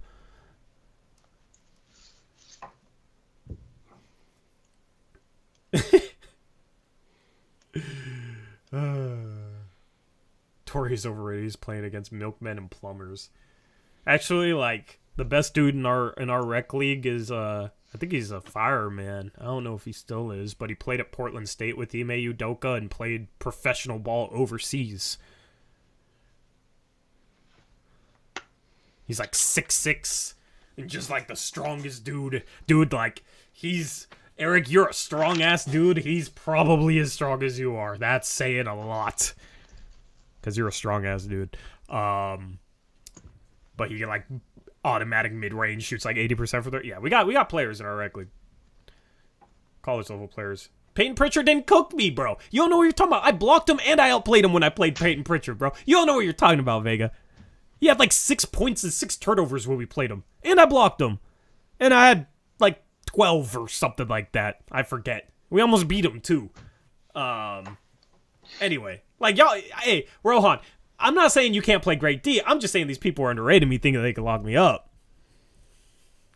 So, you know, I just y'all don't know, man. I don't know. Maybe we'll have a meetup soon, Eric. Well, yeah. Maybe we'll have a meetup soon. Hopefully, fingers crossed. Anyway, where do you want to go with the stream? Guess they would not show up to that. Oh. Every single person that's saying they'd lock you up right now would be like, I can't come, or yeah, I would, but I'm what do we call that? Do we call that Chiefin syndrome? We call it Chiefin syndrome, yeah. Yep. Anyway. Nah, Pritchard is awesome, man. Pritchard is awesome.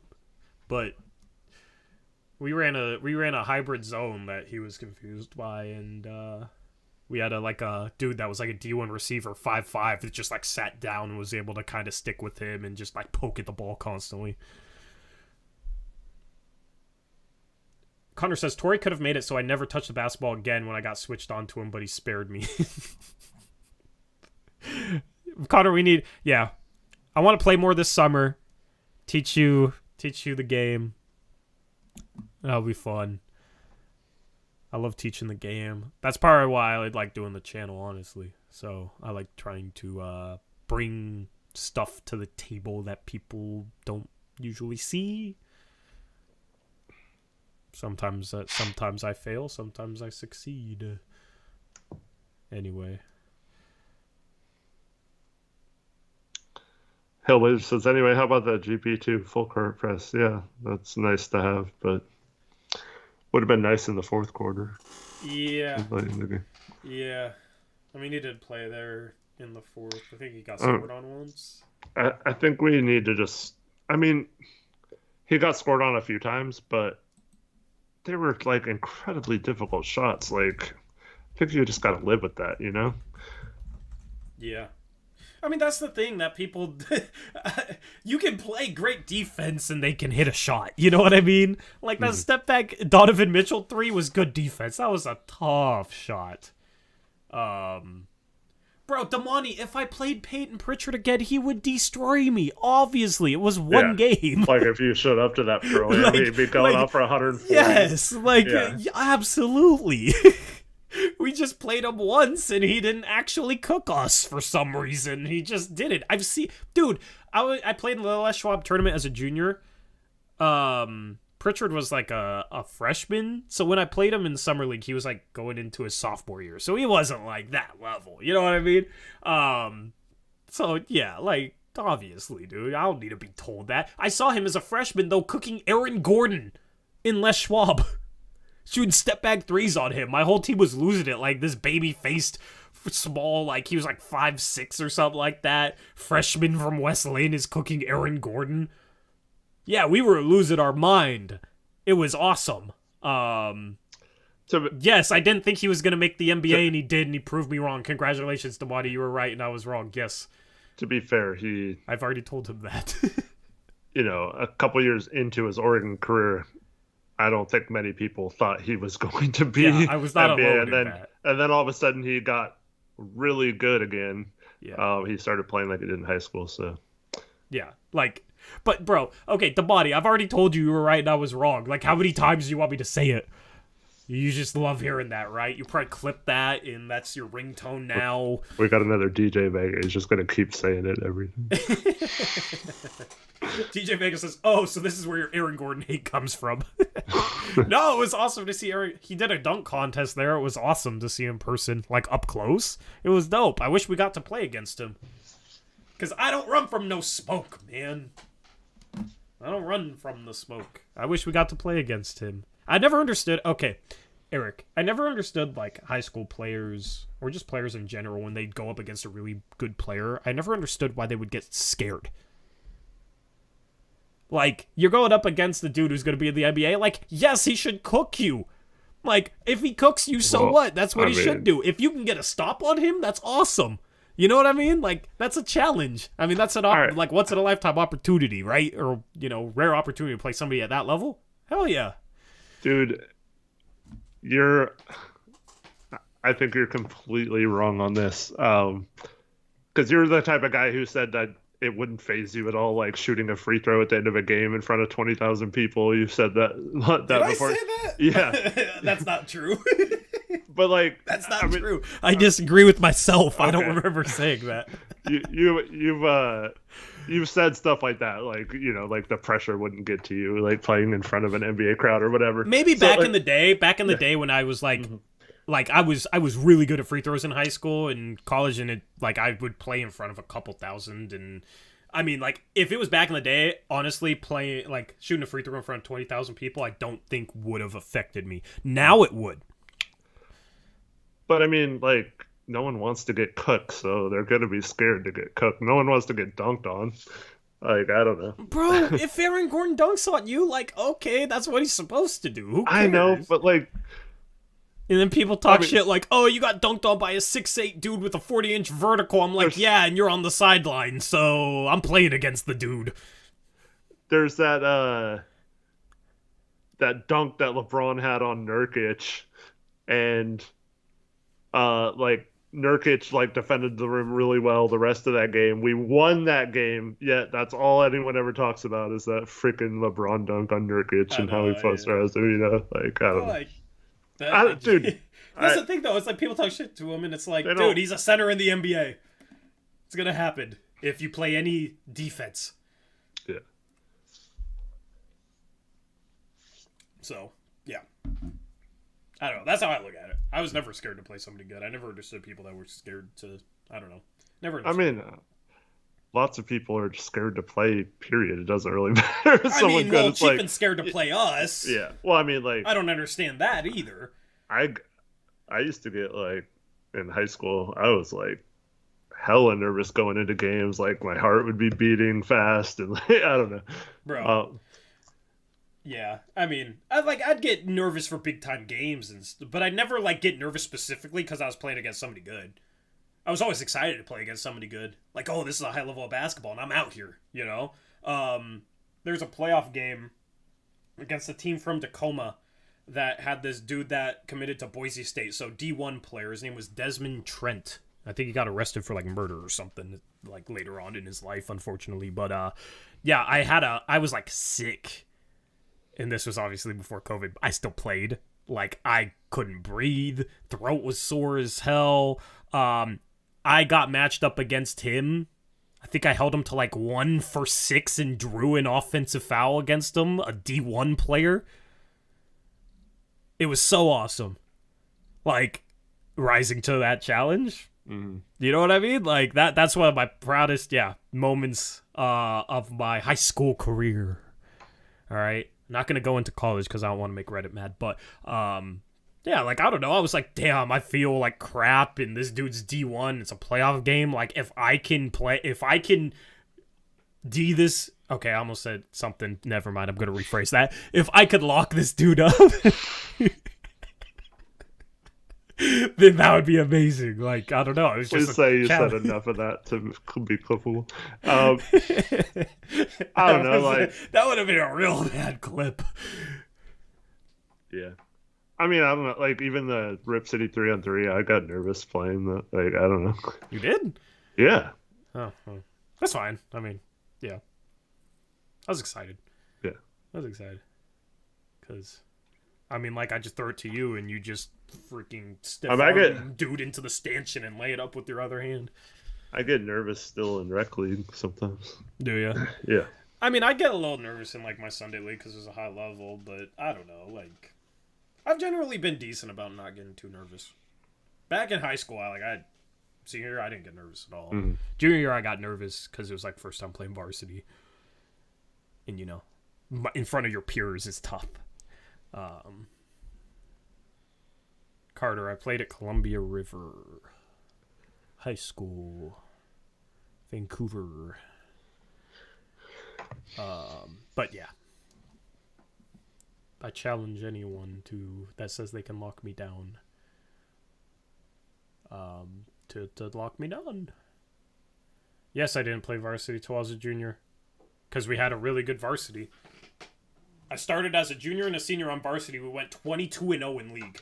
So, Caleb, you stop talking trash, man. Trust me, you don't know. Well, I mean, I came from an era where,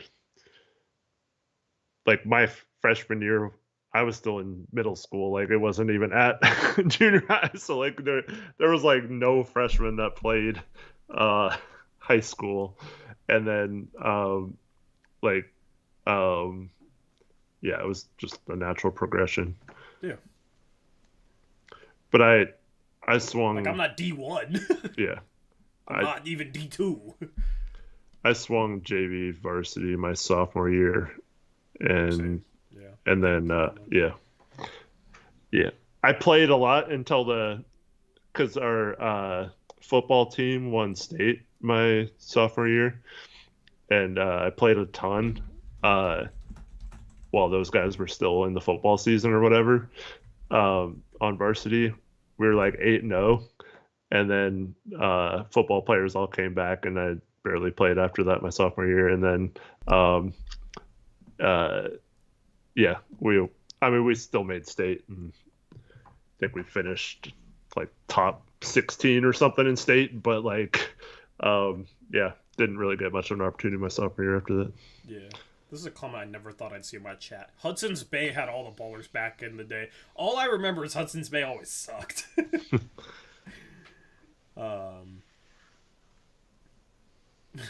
Vega, I'm gonna need the proof on that. You should have played football, man. What are you doing playing basketball? 4'6", 40. As a freshman in high school. I don't believe you, but I won't say you're lying, alright? Gare Ben says, wait, Tori, you're older than the 2020 class. How old do you think I am? I'm curious. And it sounds like this might be an age that I like to hear, you know?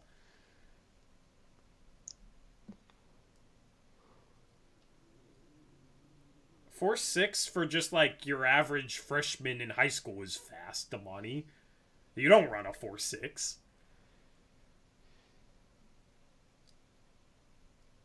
Like 4.6 is pretty good. It's not fast for the NFL. Yeah. But shoot, it's faster than a lot of quarterbacks.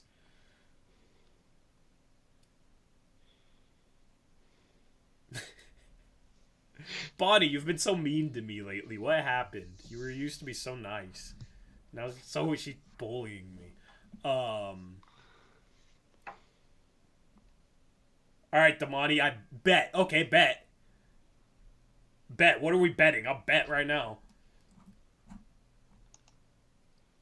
I'm the fastest person you know. It's true. Okay, bet. Sure. Do you think Damani can run a 4.6, Eric? Right now? At like 70 years old? I don't know about 4.6, but I think he'd go pretty fast. Damani, I've played basketball with you. What do you mean I've never seen you run?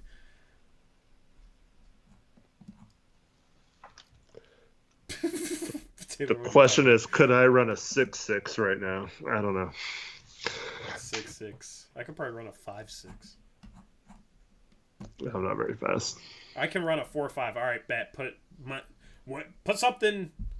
I almost said something really bad. Put your money where your mouth is. What the hell? I was gonna say put something where. Yeah, that would be bad. Well, Damani, you need to cut harder. How can you hold your 7th graders to the standard where they need to cut and you don't even cut hard? Because when you cut, you are not moving at a 4.5 speed. I need you to start sprinting on your cuts, Damani. Bro, I can't even do 100 push-ups, so...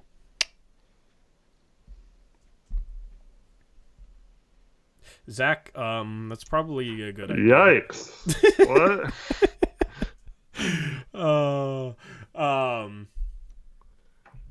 Yeah, so.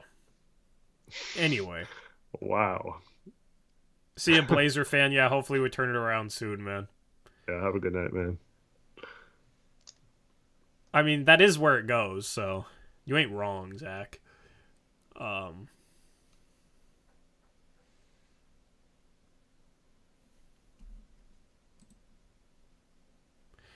Garban says, dude, but I saw 27, which is 26. If that's your age, you're doing good. Facial hair can always F with it. I would look younger if I went clean shaven, which a lot of people at this point are asking me to go clean shaven because they think the beard is a curse. Connor, I am glad. But then again, we have higher standards for behavior than other channels. Especially our mods, man. Jeez. Yeah. Vega, that's probably a good idea because football is, risky. I was way too skinny in high school to play football. I was 6'4", like 180. 175. I miss being that light, though, man. Back when I could 360. Did you ever play football, Eric? Nope. My mom and dad, my mom's probably still watching, did not allow me to play football because they didn't want me to get hurt for basketball. And I'm still bummed about that. Yeah, that's why I never did either. William says, cut the beard then. We need a win. I played flag football, intramural flag football in college and wrecked people. We're at $44 in chat revenue. If we get to $44 in donos. So if we get to 100 in the next 20 minutes... Don't say anything you want to do. No, okay. I'll shave it. If we get to 100, I will shave it. That's a promise. Shoot, I might even shave it on stream. Okay, I'm not going to do that, but... I could take my laptop in the bathroom. Columbia River's in Vancouver.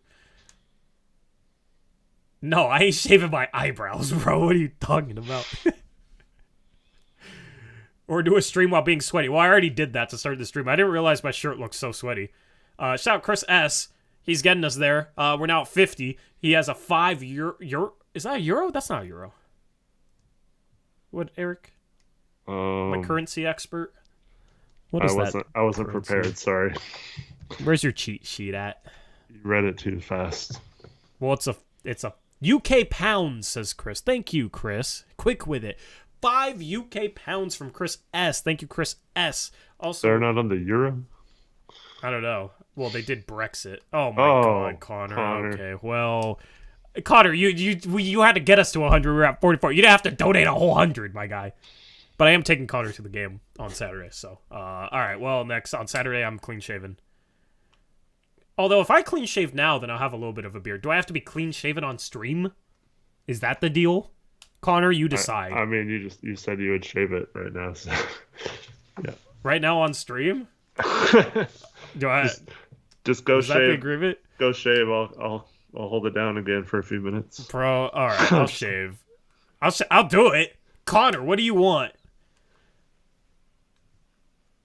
Connor sorry, we gotta thank Chris's dono. But Connor just saved the frickin' season. All right, well, Connor, everybody owes Connor $1 for saving our season. I'm also gonna screenshot this and tweet it. Okay, well, so Connor, let me know what Connor decides he wants, and then let me read Chris's donation. Sorry, Chris, you just got like one-upped by the Dono King himself, and our greatest mod.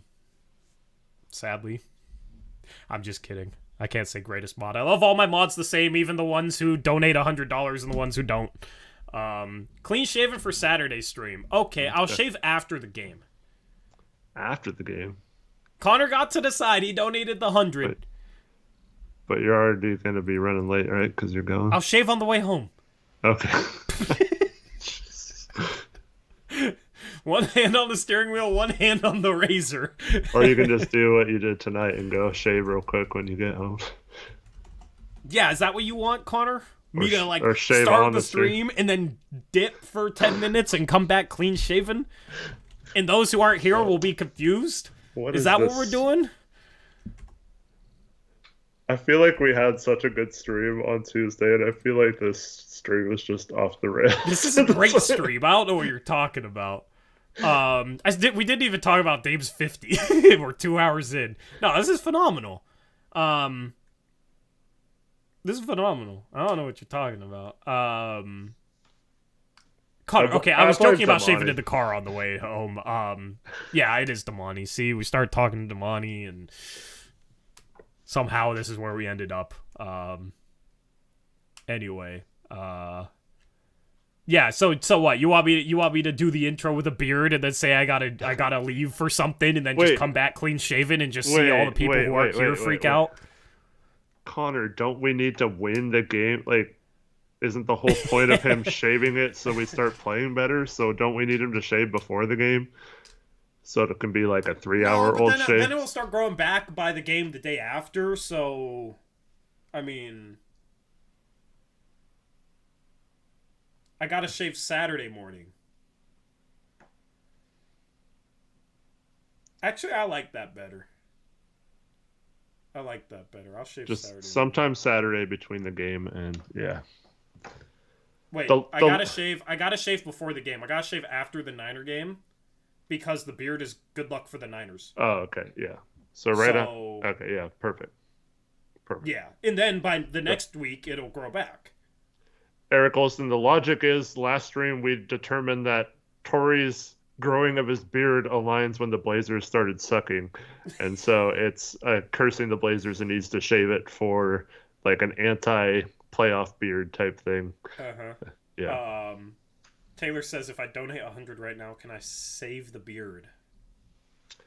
What, like you want him to? He wants me to keep the beard because he loves the beard. Or does he want you to make like him a beard out of your hair and wear it or something? What? I could see Taylor wanting that. That's absolutely insane. But he's psycho, so. I mean, you could donate 100 and save the beard. Taylor, you know you would wear a Tory beard. I all of a sudden am not enjoying the stream anymore. Come on, how much he obsesses with your appearance and facial hairs. Yeah, but I like the attention, you know. Yeah, he's donating $100 to get your beard. I mean, there's literally a tweet from 45 minutes ago.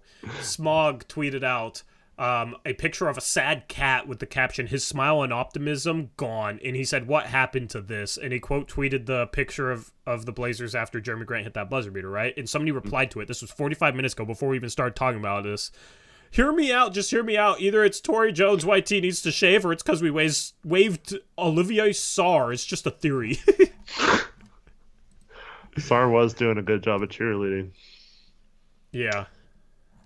He was vibes, man. We need those Sarr vibes. I don't see Baji up cheering as much as Sarr was. Taylor's love is not unconditional, sadly. That hurts. Garben, you gotta chill, my guy. All right, well, before the game and. I mean, Sarr just got picked up by OKC's G League team, but I mean, he was hurt. He wasn't helping us, so. Dude, why do I gotta play the game. Alright, fine.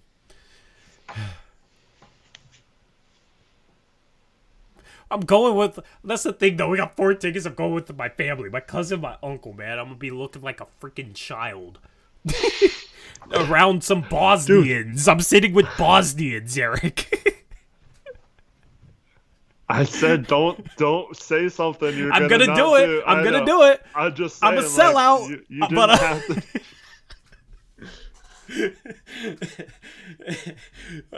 to. All these Bosnians probably gonna have these big, thick beards looking at me like. Well, Connor doesn't have a beard, so that's fine. Actually, I don't know if Connor can grow a beard.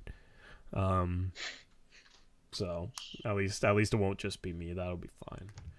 He doesn't deserve I'll do it after he just gave you $100. Yeah, no, I'm doing it before the game because people think it's a curse, and then if we win, then it's confirmed a curse, and then like I can only do stubble. But honestly, stubble's probably the way for me to go. So then I just gotta like stop being lazy. They're gonna call Torrey the Bosnian boy. Oh, that's hilarious.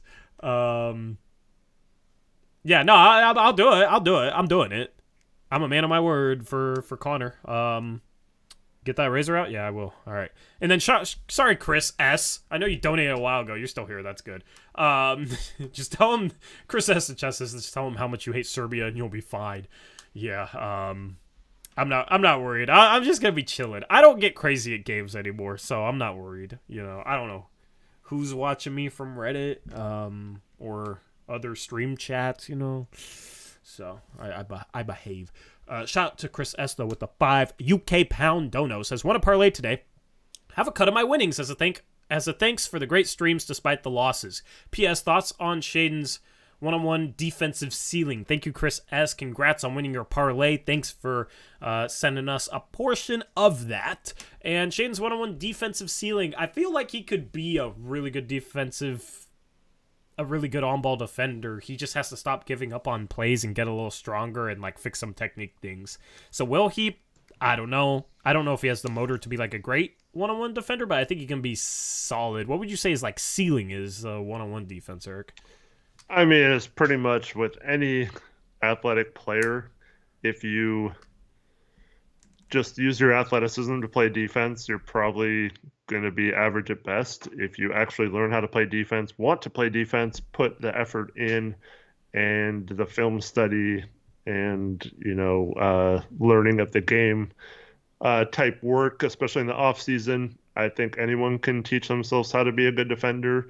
And with his elite elite athleticism, I think there's no way that he shouldn't be a good defender eventually once he starts to learn the game and it slows down for him. But I also have seen way too many players that are that special talent-wise that never really focus on the defensive end and focus too much on the offensive end. So I think if you just want to say ceiling, I think it's super high. Do I think he'll get there? Probably not. I still think he's got more potential on the offensive end, and we'll probably forget about defense like a lot of players who are good on offense do. Yep.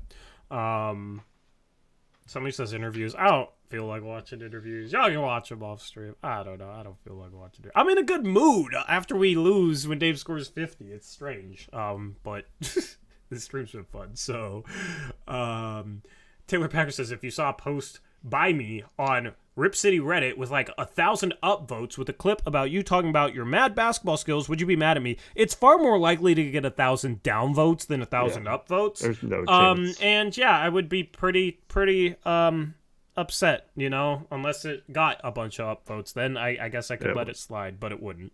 No chance. No chance. No shot. No shot.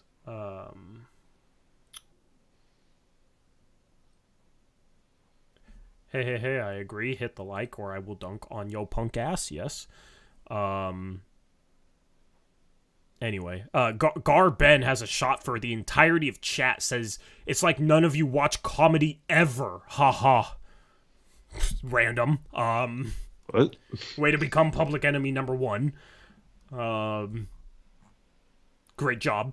Don't know why chat is catching strays, but... The entirety of chat. He said, none of you. I don't watch comedy either, so I guess we're in the same. Do you watch comedy, Eric? That's just a weird question. Yes, I enjoy comedy, whether that's movies or whatever, jokes. Yes, I like comedy. Do you want to talk about basketball again?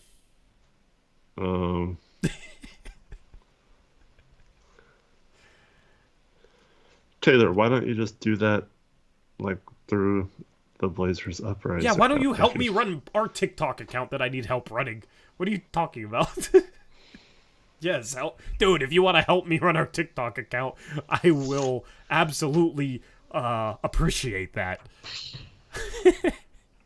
Run an off-brand Blazers Uprise TikTok account that uploads more than ours. Yeah, back to basketball. Okay, let's talk about Dame. You want to ready to talk about Dame? Yeah, before you do that, though, can I just answer this DJ Vega question? So he asked earlier in the stream, can't we just trade our pick protected 1 through 14 to the Raptors, like in an OG trade, and then 15 to it would go to the Bulls if not. So similar to what? I mean, are you okay?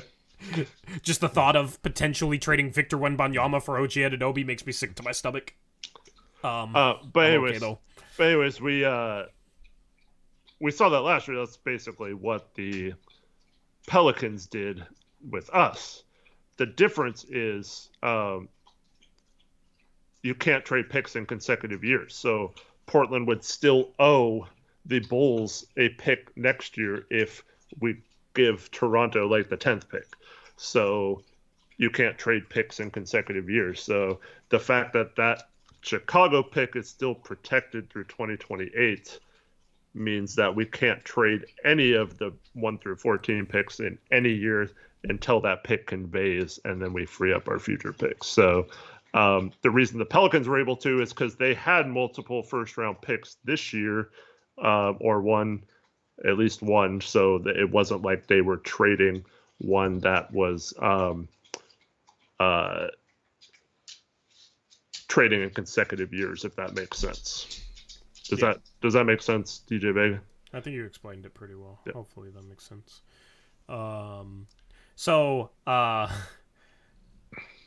Talk about Chauncey actually had a good challenge. Yeah, he had a good challenge. Good job, Chauncey. You finally figured out that, the obvious call that was obviously bad and against Nurkic with 7 minutes left in the fourth. We should challenge that instead of waiting for a play that might never happen with 1 minute left in the fourth. Good logic.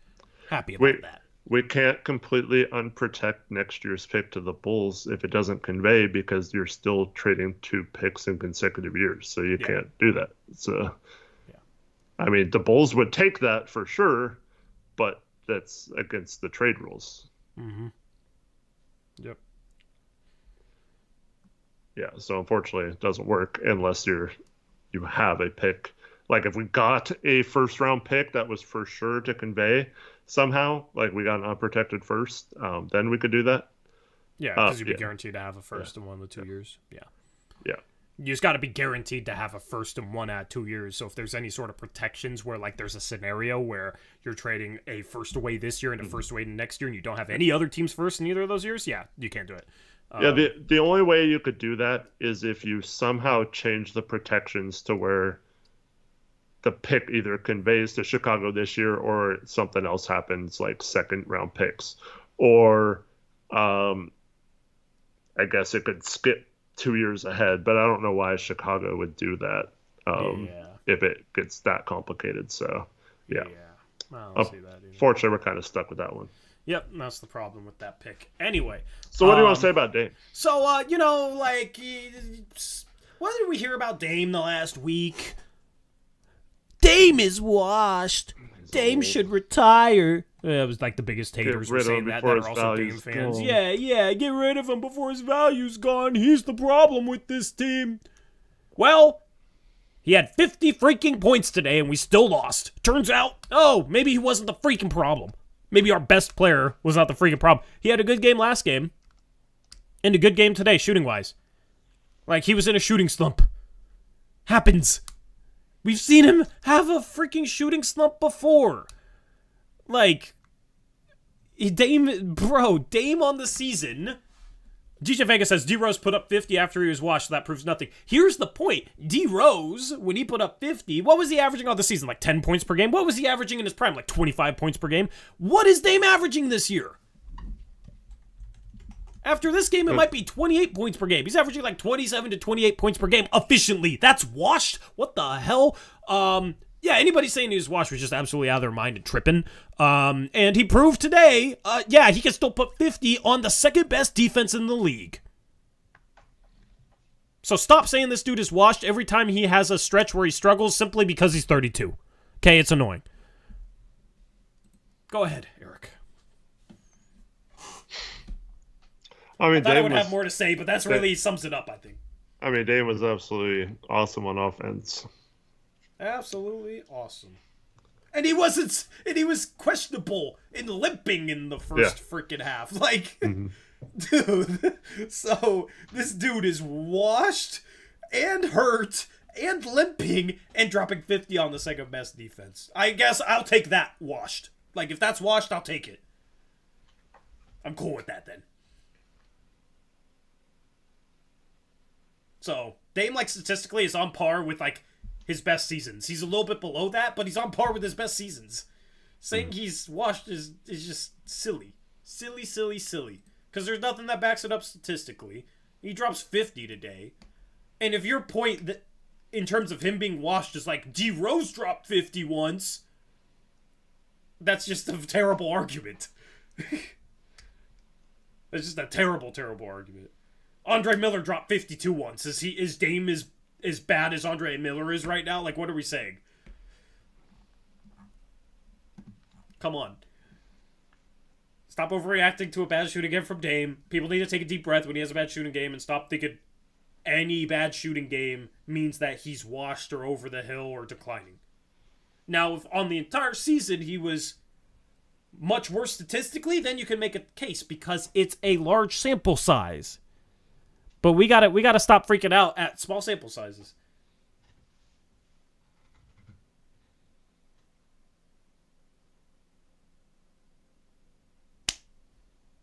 Bang.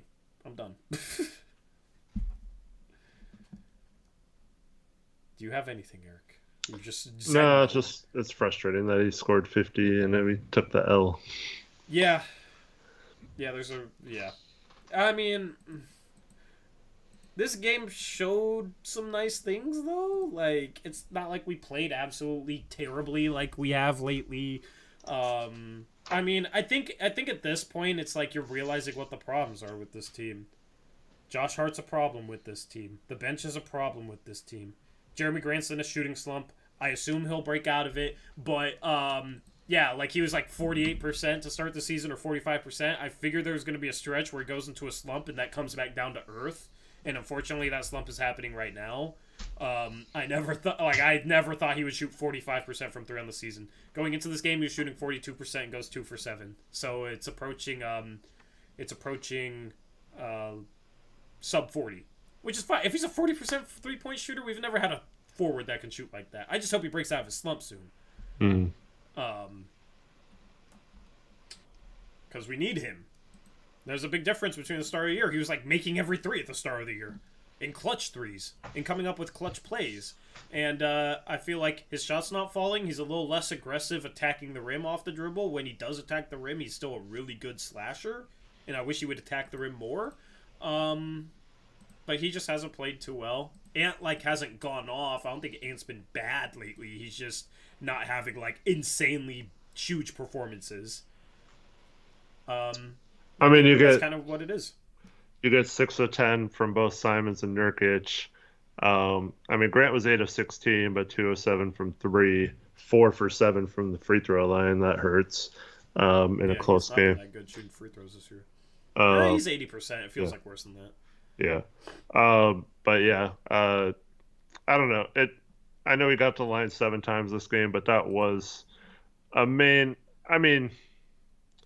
we talked about this already, but Cleveland's good at rim protection. But that was one thing Grant was doing a lot more, is picking his spots on the 3-point shot and attacking the rim, getting to the free throw line, especially in games without Dame.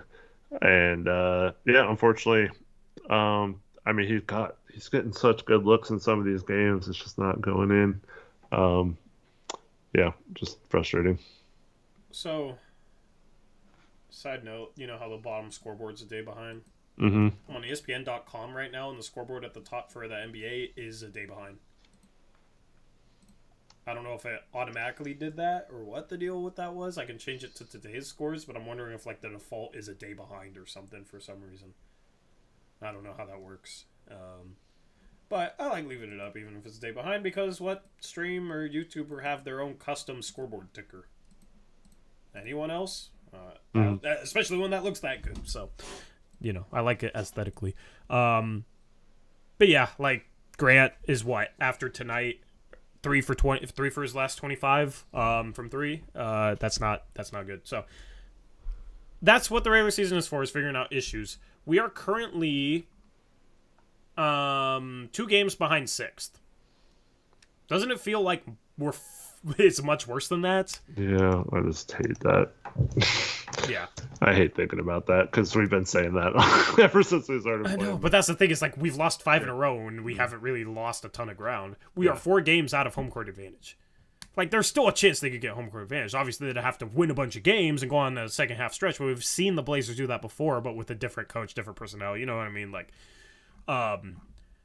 So that's the thing, is trying to figure out their problems. It's if they were playing better, I feel like they would have a lull at the end of the month. Whereas since they're struggling so much right now, they might figure it out and play better at the end of the month. I don't know. You know what I mean? It seems like teams will ebb and flow, and when things get bad, teams will really buckle down and try and figure out why and improve. That's my optimistic spin. I mean, you can also look at it we're a half game out of being 13th in the West, but if we're really gonna suck, I mean, at least OKC's 19-23 and LA's 19-23, so can have better odds for Wemby, I guess. I don't like the tanking route whatsoever. That's not the solution to the season, but if things go completely off the rails, it's not a bad consolation. So I don't know, man.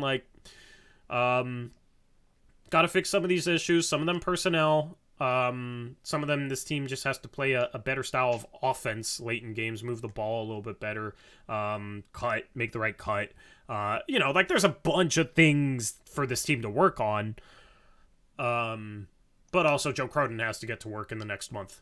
So who knows what he'll do. But obviously, this team could get healthier off the bench. That would help. Nas would help right now, I think, with that bench unit. So that's really what I'm looking towards, is just kind of using this struggle to figure out where we can get better, and then hopefully it results in a team that's competitive. Yep. We got, 4 weeks from today till the deadline, so Yep. gotta at least give this team a chance, I think. If you're not going to go in the tax, at least be creative enough to bring in a piece somehow that doesn't put us in the tax. And then you combine that with getting to know how you can use Gary Payton a little better as he plays more, and then hopefully getting a couple forwards back. I think it'll be good. Yep. Are you like panicking right now? Like, what's just kind of your mood towards the team? Because I always get people like, "Are you ready to panic yet?" After we lose every game, and it's February 9th, which is 4 weeks, right? Yeah, deadline is Thursday that week, February 9th, yes. Am I panicked? I don't know. Panic's not the right word. I'm just mad because this team is better than they've played since middle of November, and it's just frustrating, even without a bench and without good clutch time play. They should. I still feel like they should be playing better, and it just seems like the same thing every time. Because, yeah, pretty much. Yeah. Offensively, it's like Dame is having the season you'd expect. Grant is having a good season. Simons is having, Simons is, before this game, was averaging 22.2 points per game, 4 assists. Not the most efficient season, but he's 44% from the field, 37.5% from three. His true shooting percentage is right around league average, which on the amount that he scores is good. 57.6% true shooting. That's solid, right? So he's having a solid season. Nurkic is kind of having the season you'd expect. Obviously, I'm not accounting for turnovers here because that's kind of the outlier, and this is kind of my point. Like Nurkic otherwise, 14.5, 10 rebounds. Nurkic right now is having hit the most efficient year of his career. The only guy that's really underachieved in the starting lineup is Josh Hart, which we've labeled as one of the problems. And then the bench is obviously a mess right now, and that's due to who we don't have. So it's like, is it just the turnovers? Because like you look at everything else, defensively we're average, right? That's kind of where we expected. Offensively, everybody but Josh Hart is kind of where we expected. But even Josh Hart's like efficient on the season. That's the thing that's frustrating with him not shooting threes. He's 35% from three on the season, but he will only shoot completely wide open ones, so that percentage is a little bit inflated because of that. But he's 51% from the field, 35% from three, 10 points per game, 4 assists. So is this really just the turnovers then, or? I mean, that's definitely the number one reason for sure. Take better care of the ball. Because we've lost a lot of close games, and those turnovers matter in close games. And it's like a lot of them is the type of turnovers, the cross-court passes at the top of the key that get picked off or losing the ball to your guy, and they go down and get a fast break, and you can't get back on defense against a team like Cleveland that doesn't run that much. Those just kill you when you give them easy baskets. Absolutely. Like we were ranked 14th in offense and 16th in defense and 15th in net rating going into this game. We were like the definition of average. The problem is that we're losing a ton of really close games because of how average we are, and then we'll blow out a bad team, right? So it's like it's not like we're that far off, and those turnovers do add up. But we're the definition of average right now. But that's the thing, is we expected the offense to be a lot better. So it really comes down to like, okay, well, why isn't the offensive better? A, turnovers. B, Josh Hart doesn't shoot. C, the bench sucks. Is there anything else to add to that? Or is it just those three things? No, that's why I think if you got just one scorer, I think it's fine. Yeah. like someone who can shoot and space the floor. I don't know. Yeah. I mean, you can always throw in little things like they're not, making the right cut in this situation or this or that. Like some more for sure. Stuff. But just in terms of general themes. Yep. I mean, if they're blowing every game in the fourth quarter and it's close, they're not losing by a ton. I mean, that's obviously can be as simple as just a couple little things, a turnover or two too many in each game, and that's 2 to 4 points that you're giving up. And if you're not giving that up, you're probably winning some of these games. And unfortunately, there's not much margin for error with how like many talented teams there are and how close so many teams are in talent that you can't play bad consistently and expect to beat teams that are similar to you in terms of like where they're expecting to be too. Yep. And then when people it's hard to answer the question about any trades, or like what trades are the solution or this or that, because it's not like we need like a star four, and it's obvious like if we needed star four right now, it'd be Pascal Siakam. Maybe you'd settle for John Collins, but he's sucked this year. He ain't a star. The names are pretty obvious, but with us, it's bench help and like role players. So there's a lot more of those than an all-star caliber power forward. So given the fact that there's a lot more names that could fill the potential need for this team, I think it might be easier to figure something out. But you're basically just looking for certain types of players, not even any specific names. You're obviously looking for names to fill what type of player you need, but it's more so you're just looking for probably another on-ball defender, preferably one that can knock down a three. And if you have that at a small forward spot, you could start that player. Maybe that's a Kenrick Williams, for example. And then off the bench, a backup four maybe that can shoot the ball a little bit, and upgrade at the backup five potentially. Somebody that's just a little more solid than Eubanks, or maybe can shoot better than Eubanks. I'm not a Eubanks fan, but I don't think you can go into the playoffs if we make it playing Justice Winslow at the four. So somebody that's more of a threat offensively, better playing off the ball, a better shooter, somebody like that. So basically, yeah, you're just looking for specific skill sets, and there's a bunch of names that can fill those skill sets. Like if you wanted to stretch four off the bench, Cam Johnson fills that. A wing that can play a little defense and shoot, Caleb Martin from Miami. You can toss out a lot of names.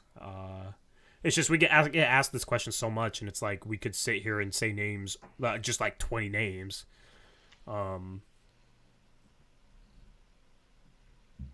There's just a ton of guys that could potentially fill that void. Terrence Mann was a guy you brought up, Eric, if the Clippers want to get rid of him. But that's the thing, too, is a lot of the players that might get traded, it might be somebody unexpected off a bench that you thought would stay with the team that doesn't. Yeah. It's just hard to know like who's selling right now. So yeah, that's the other problem right now. That's what we're waiting to figure out. Shout out to Derek Sprower who asked me this, and I want to look it up because he made a point. So he asked me like, what are the chances the Blazers could get Yuta Watanabe? And I was like, no chance, right? And but then I looked, and like 3 games ago we only played 6 minutes. 2 games ago he only played 8.5 minutes, and then their last game he played 18. And that's KD's hurt, but when they were healthy, he was starting to possibly be out of the rotation, and that was someone that I didn't think that they would trade. Like, he's on a great contract. He's providing shooting for them, is really solid defensively. But he only makes $2 million, I believe, this year. Mm-hmm. So like that's the kind of guy, like, even if you maybe have to overpay, but you can stay under the tax, and it's part of like maybe they have to give him up in a bigger trade because they're looking at like Jay Crowder or something, and maybe you can sneak. Maybe you can sneak him out of there.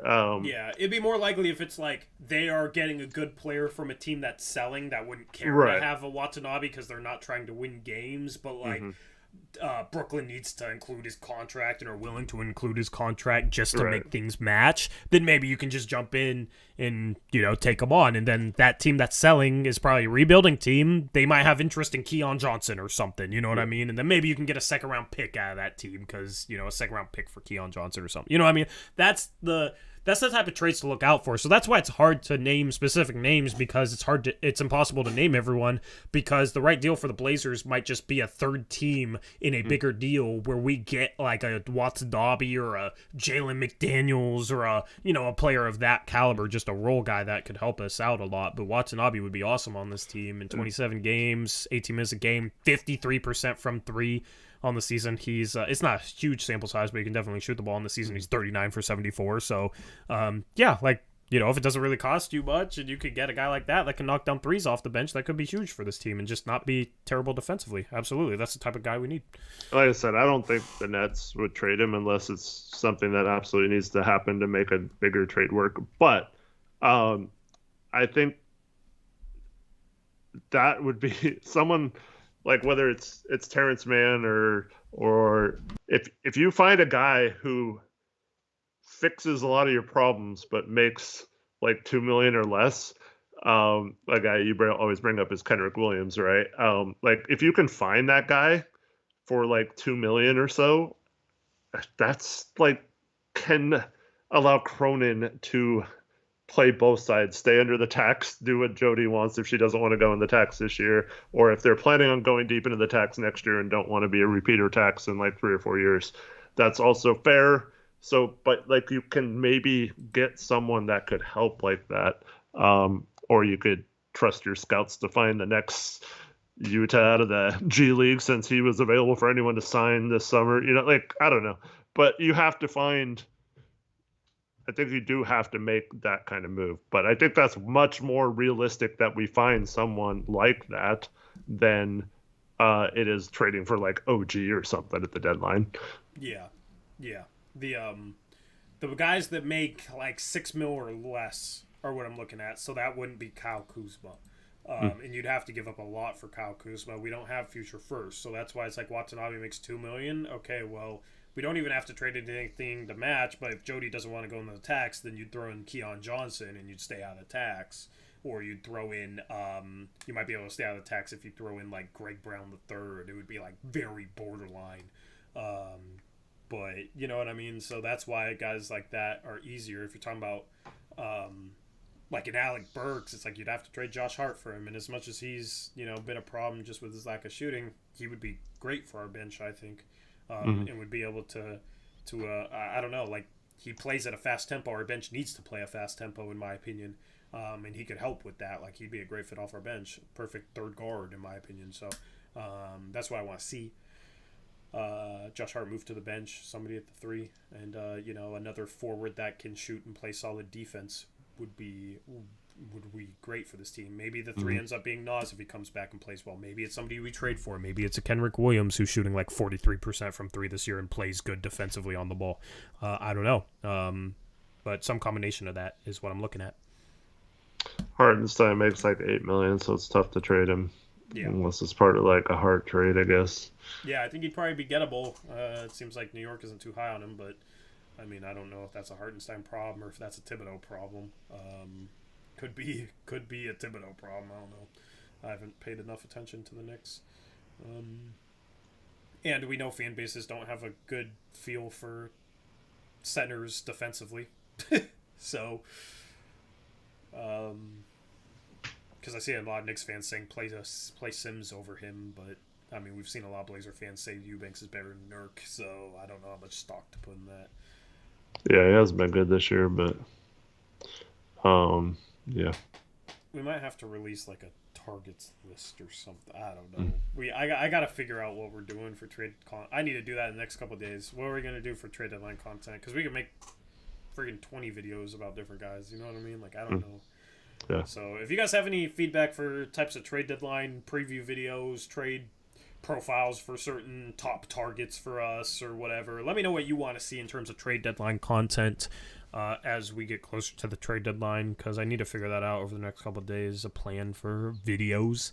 And then obviously we'll have the trade deadline stream on trade deadline day on February 9th. And we'll have more graphics than ever for that. I'm actually working on them now, early for once. So anything else you want to say for this stream? It was streamed for like 6 or 7 hours. Damani was asking about Gary Payton's screen navigation. I did talk about that earlier in the stream, but he does a great job, even though he goes under the screen, of quickly getting through a screen and recovering right up against the ball handler without skipping a beat, like he wasn't even screened at all. And I love it. And I love that he gets up and presses as well, puts pressure on teams full court. And I want to see more of it. Yep. Hey is asking for life advice to end the stream. What do you need life advice for? I mean, do you have a specific question or what? We will give you life advice if you need life advice. We will take the best question. Because, we helped somebody make the right career decision. Because he listened to our life advice on a stream about a career decision, which I don't advocate that necessarily, but it worked out for him, so that was cool. But Bates Diop isn't good enough to fix anything, I don't think. Life advice on how to handle a losing streak. Breathe and meditate, Alvaro. Breathe and meditate. Apparently I need to veto a trade or something. You need to veto a trade?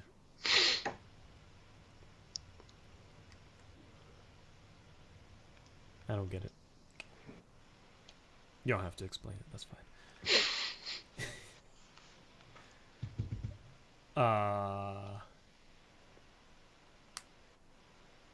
I'm looking at all 256 NBA players right now, says AJ. There's more than that. It's not colors, or it's not like crayons. Because wasn't there like 256 crayons or something? Wasn't that a thing?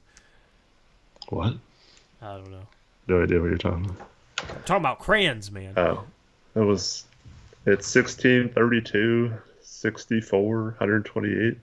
And then 256. I thought 256 was like the jumbo crayon package. I thought that was 128, but yeah, maybe there's a 256. Was there a two? I don't know. I'm curious. 256 crayons. But there's almost every team has 17 players. If you have 16, like us, times 30. So that's, what? 480 or something. Yeah, 450 or 500 is 500-ish, yeah. Yeah. 450 without two ways. Wasn't the 256 just like basically two of every color that's in the 128 though? It might have been. I don't know. I just remember 256 being a crayon thing. So, nobody asked me any good questions to give life advice to. Now I'm slightly sad. Life advice on how to lock up Tori. Pray. How do you pour your cereal? Downwards. Zach, downwards. There's a hard hitter, Eric, from Taylor. What's my advice on making a marriage healthy and long-lasting? Basically just not be a douche and, spend time with your family, be nice to your family, take care of them and,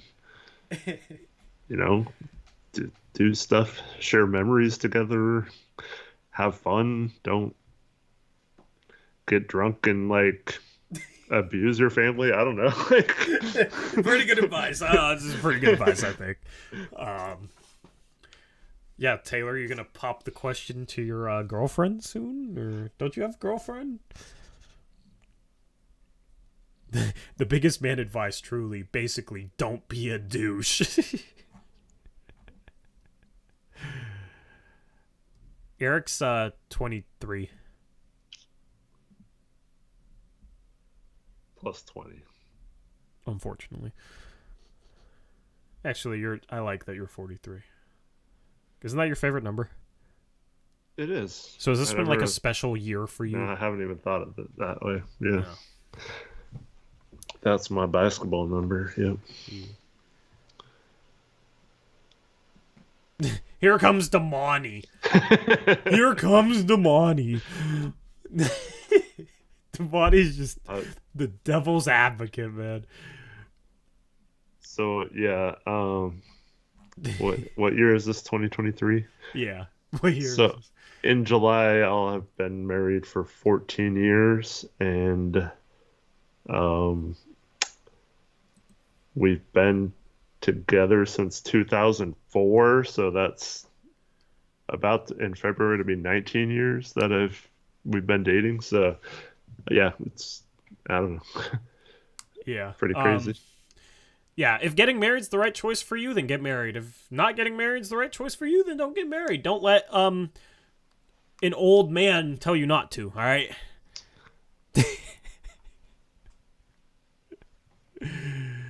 Although I feel for Damani and his unfortunate experiences in his life.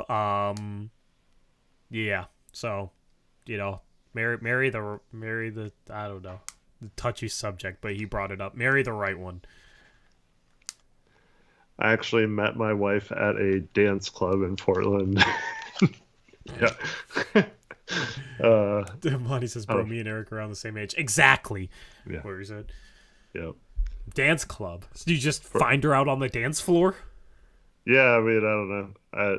You're a dancer, huh? I used to go to clubs all the time, yeah. And then something happened, and I hardly went after that, but just happened to be at one that night, and yeah. I don't even go out like that. Damani met his wife his ex at a dance club. So here, you have one situation where it worked out, and then you have one situation where it didn't. At the watch party, I did tell some of the guys the story at that same club of partying and befriending Zach Randolph, and I've told that story on stream too. But like the Blazer team was there one time, and yeah, it was pretty cool. You had a better Zach Randolph story than me, freaking hot dog man. I would never think that I would have met someone at a club, but yeah. Now we have that's how it works. Yeah. But this was before, I mean, there was like AOL Instant Messenger and stuff, Yahoo Messenger, but like there wasn't like Tinder and all that kind of stuff. Dude, it's so funny, like people all the time. Like there's a comment that says you literally seem like the opposite personality of a dance club being. Mm-hmm. And people all the time will be like, wow, I heard Eric cuss or something. It was so amazing. And it's just like, dude, these people don't know you. They don't know that you're a dog. Yeah, I mean,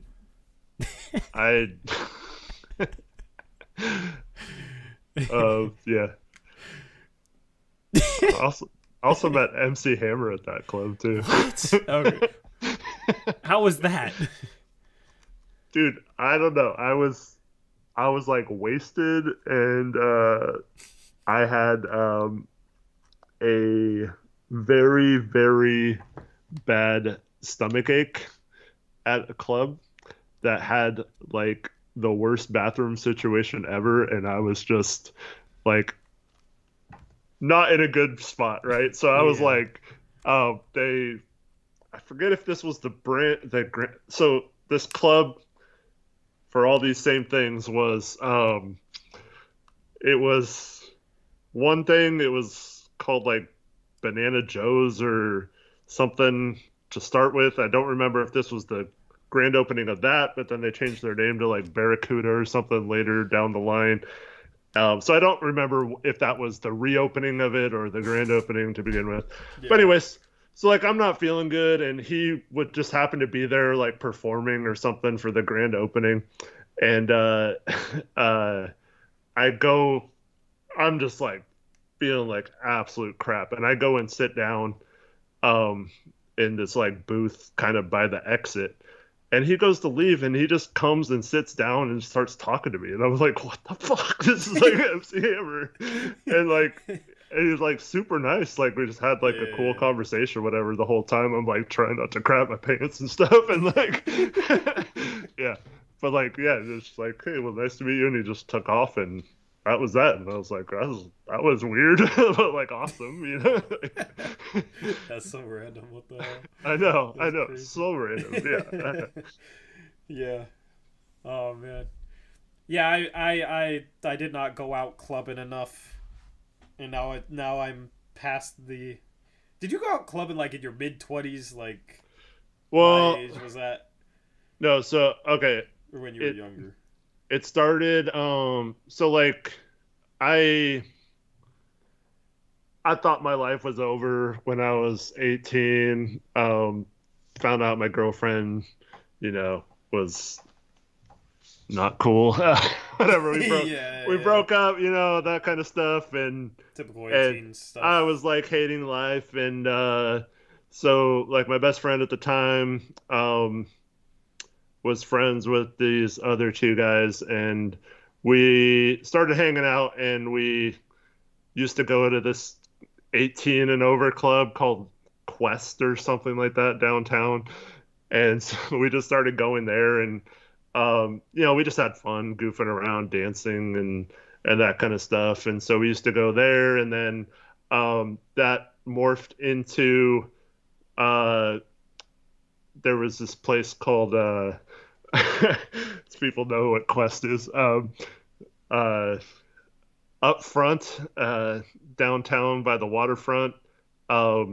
We were like the people there, met like so many cool people there over the years, but we used to go there like every Friday and Saturday night. And I come home on weekends from school and stuff like that. And so we used to go there all the time. And then as we turned 21, we started going to bars and clubs and stuff, but it never really was the same after we turned 21. But we still did it for a while. And then, like I said, this would have been what I would have been 24 at the time when I met my wife. So shortly before that, some stuff happened, and I didn't really go downtown a lot. I do need to tell that story sometime. That probably will be a video that's not for this channel, but Yeah. some stuff happened with some police, and yeah. So yeah, You I should start your own I, channel. Just I, story time with Eric. I wanna have this. I wanna tell Damani this story. Like he would really Have you appreciate never this. told Damani this story? Nope.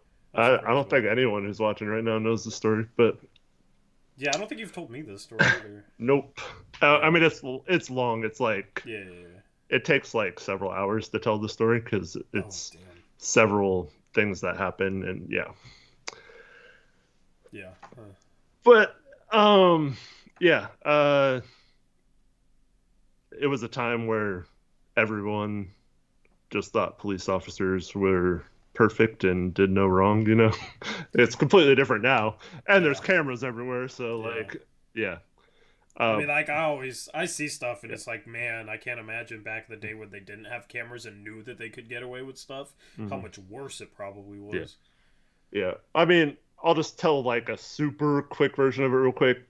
Basically, I witnessed a cop beat the crap out of someone that was didn't do anything wrong. It's just like a guy who was like he became a cop to like fight people basically, and he'd stand outside this club downtown and just wait for like something to happen so he could come in and like do stuff. Anyways, I saw this cop like absolutely abuse this person and then beat him up like while he was cuffed and had no defenses and stuff like that. And this cop, later on, I was giving like testimony to a different police officer, and this cop got up in my face and told me I didn't know what I was talking about, all this stuff. Fast forward, like it was completely messed up because this guy was like completely messed up, right? And like it was the most gruesome thing I've ever seen. He slammed his head into a brick wall, and there was blood just gushing out of his nose, and he Jesus. was like his whole face was all messed up. And yeah, like no other cops did anything to him, whatever. So I was like really scared to go downtown again, and because like there were some other people I was with, and they had seen this guy still at the same bar. I was like, how could this guy still be like trusted in this and stuff? And then yeah, fast forward about a month and a half later, and I go back downtown for the first time since, and come out of the club, and there just happened to be this little skirmish outside the club, and this cop comes from the other side of the street walks right past the skirmish that's going on to me and slams my head into the brick wall and proceeds to beat the crap out of me and then arrests me for disturbing the peace, resisting arrest, uh, disorderly conduct, and trying to, I don't know, fighting a peace officer or some stuff. And I actually got arrested. Had my skull fractured in 3 different spots. He slammed my head so hard that many times, and yeah,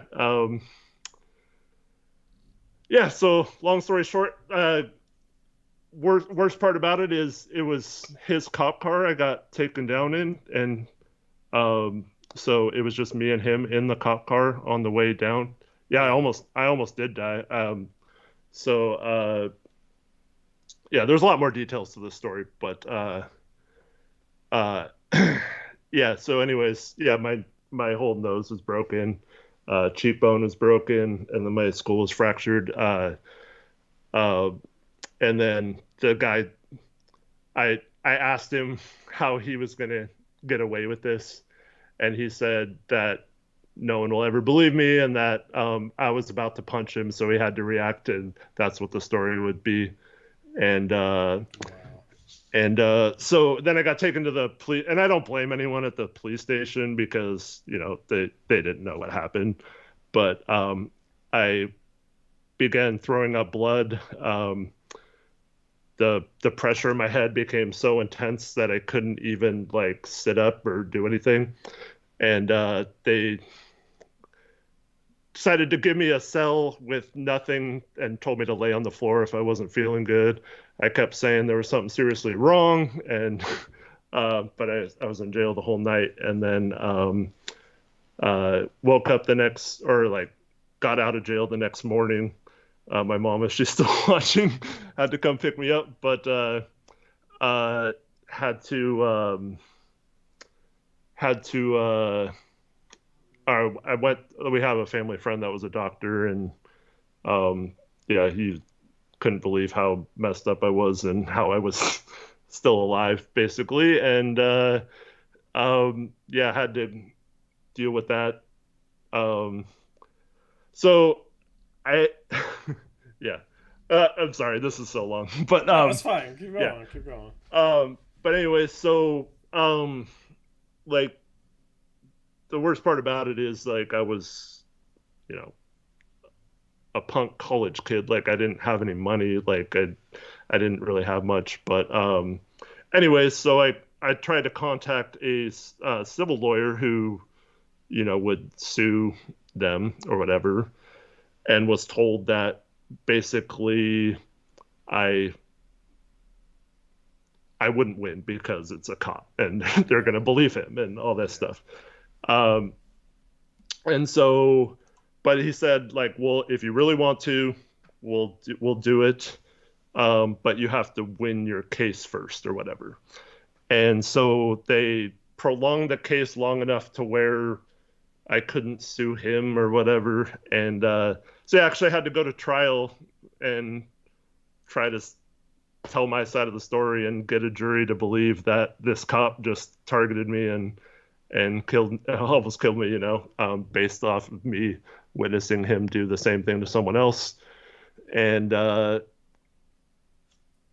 yeah, I had to like sit there and wait while a jury decided my fate, and they declared one of the things like not guilty, and then there was like a mistrial on the other ones because it all came back to whether or not I had to obey his order to show my ID when I knew he was like coming at me when he didn't even really do that, you know what I mean? Yeah. So like it became the judge basically told the jury, you have to decide whether or not he had to legally, or I had to legally show my ID while that guy's like coming at me or whatever. So it's really stupid, but so stupid. Yeah. So anyways, but like I used all my money I had to defend myself in this trial or whatever. And so with a mistrial, they could redo this all. So they called and offered me all these plea deals and said if not, they're going to have to send me to trial, and I had no money to go back to trial. But I also knew if I pled guilty even to a violation, that would completely throw out the lawsuit or whatever. So, but I ended up being like, no, screw this. I'm not even going to take a plea deal because it's not worth it. And so I said that, and then they dropped all the charges the next day. They were bluffing. And so, but ever since, that cop's still a police officer, Portland Police District, after, as of a couple years ago, Wow. was still monitoring that same area. I went back and sued them, and we actually won the lawsuit. That was really crazy. We didn't do a jury trial because, once again, most juries at that time would have just believed the officer. Yeah. And then, so we did like an arbitrator, and so I had to, for several days, sit across from this fucking guy and listen, or like, he was just like staring into me the whole time, and it was like so horrible. And so, yeah, fun times. So with the arbitrator ruled in my favor, but since it was pro bono, like half of it went to that lawyer, and then the rest of it was barely enough to cover my legal fees and like medical bills and stuff like that. So I basically got nothing out of it. Like I said, if it was now, it'd be a lot different. Yeah. But that's one of the reasons why I feel so strongly about, all the Black Lives Matter and the protests and things like that. I know I should have probably told this story back then, but yeah, I really, and I'm a privileged white person. This happened to me. Imagine how many Black people that's happened to that, either were found guilty or were killed by the officer and things like that. So it really hits home to me when I see all this police violence and stuff like that, and people are just now figuring out how corrupt police officers are and stuff like that. So I mean, you guys couldn't have known that whole time if you followed the show back then. Yeah. But now, I mean, I didn't even have a cell phone at the time, so I couldn't have filmed the police. So yeah, like always film them, true, but like, yeah, if there would have been now, there would have been cell phones out, there would have been security cameras, outside the clubs, down on the streets, and so so like I'll never know what it's like to be Black, but I can relate to having a cop almost kill me and charging me with BS crimes and things like that. So there you go. It's just crazy to me because people have these stories, and there's so many people out there that like don't even want to listen, or don't like just automatically don't want to believe you, so they don't listen. And that drives me crazy. The other part about it was, so this guy who had done nothing wrong, because I saw this whole argument the first time, like I saw this cop and do all this stuff. So there was like an argument between a couple girls and a guy, and this guy was like the mediator or whatever between that. Like he was trying to stop it, and this cop just came over and told him to shut up, and he was like, I was just trying to like do that, and before he even finished the sentence, he was getting his head bashed into the wall. And so like the worst part about it is that guy was charged, that officer charged him with the same 4 things, and he only got he had a state appointed attorney and was found guilty on all 4 counts, even though he had done absolutely nothing wrong, and the officer just beat the crap out of him. So not only did he get his ass beat, but he was also found guilty. So I've considered myself lucky that I even got off, like, even with the whole situation, but like obviously it probably should have had a lot more stuff happen with that. But Yep. Yeah. But anyway, so like I barely went to the club after that, but my friends just happened to talk me into going that night. I had only been a few times, mostly because there was a different girl that I was, kind of seeing or whatever. And then, yeah, just happened to meet my wife there. So, one of the handful of times I actually went back, downtown to a club after that. So, yeah, pretty crazy, but Yeah. Yeah. I mean, now, yeah, body cams need to be a thing everywhere. I don't know yep. if they are a thing everywhere, but because, yeah, it's like the one way to hold it accountable. Cops shouldn't be able to turn them off. And it's like, I don't know how anybody could argue against body cams. I mean, I think every sane person should want it so that doesn't happen. And if it does, it's held accountable. Even the people that, they're so pro-cop and have that stupid flag with the blue line through it, right? I mean, everybody should agree. Body cams are a good thing. Holds cops accountable and stops that type of stuff from happening. And ones that don't just happen to go off only when they're about to do something bad. Exactly. So, yeah. Anyway, thank you for telling that story. And, yeah, I don't even know what to say, man. I knew it was something related to police. I always knew there was something in your past that was tough regarding police because you've like alluded to it. I just had no idea, and it's like, dude, I didn't even want to imagine what it could have been because I know it could have been something real bad given some of the stuff that's happened that I've heard about to other people, unfortunately. So, and yeah, there's so much more messed up stuff that happened, but yeah. Yep. But yeah, I mean, we don't dabble in like political stuff, and I know any conversation about the police ends up becoming politicized, or you know what I mean. Like we try and stay away from stuff that ends up politicized. Like if you've watched us a lot, you probably know where me and Eric lean politically in some of our opinions, but we obviously just try and make this a welcome space for everyone, regardless of political opinion. I just we try and avoid conversations for the most part that can become politically charged in chat because there's no way to police that, and people just will go it'll become a mess. So but I appreciate you telling that story, and I'm just shaking. Yeah. I don't really like talking about it. Like it's tough.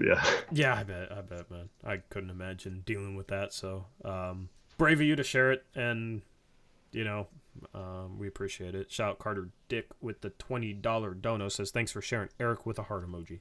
Thank you, Carter. Thanks, Carter. Yep. So sorry to go through that, man, and yeah. It's not political, Damani. I'm just saying people will politicize it. And it'll turn into a whole political argument with people in chat. I'm not saying it's a political thing. I'm saying other people will make it political. So, yeah, don't get mad at me, man. I'm saying what other people do. Yeah.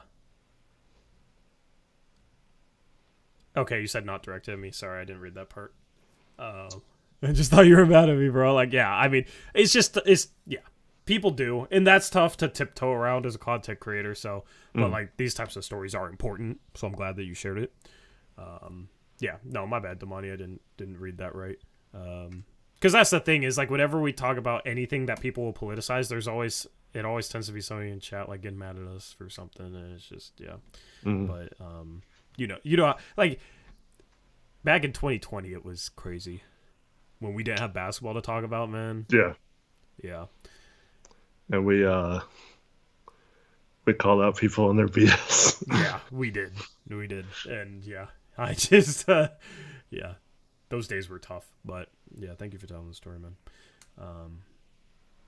Anyway, I don't even know how to segue out of this, dude. I'm not a host right now. I don't know.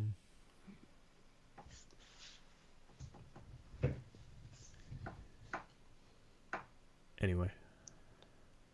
Yeah, but anyways, it's so weird though. Like Like you guys don't have to say sorry or whatever. Like none of you are responsible for it. But I always think about this, like, that everything happens for a reason thing. Like, I mean, it really sucked, and it completely messed me up for a long time. But um, do I meet my wife and have my family right now if that didn't happen? Like, so it's really weird. Because I was basically getting ready to go back to Oregon State in the winter term to do some more things there and you know finish like some other things there and yeah, I basically made it so I couldn't afford to go back there at the time and yeah, so um like the fact that I didn't go there, like how much different would my life be right now, you know? Yeah. Yeah, that's tough, man. Somebody said they posted us. There was a screen cap posted of us on Reddit, and Aeromancer dropped the link. Aeromancer, I'm not going on it. All right, I'm not going on it because I assume it's negative from some point earlier in the stream. So, um, yeah, I don't.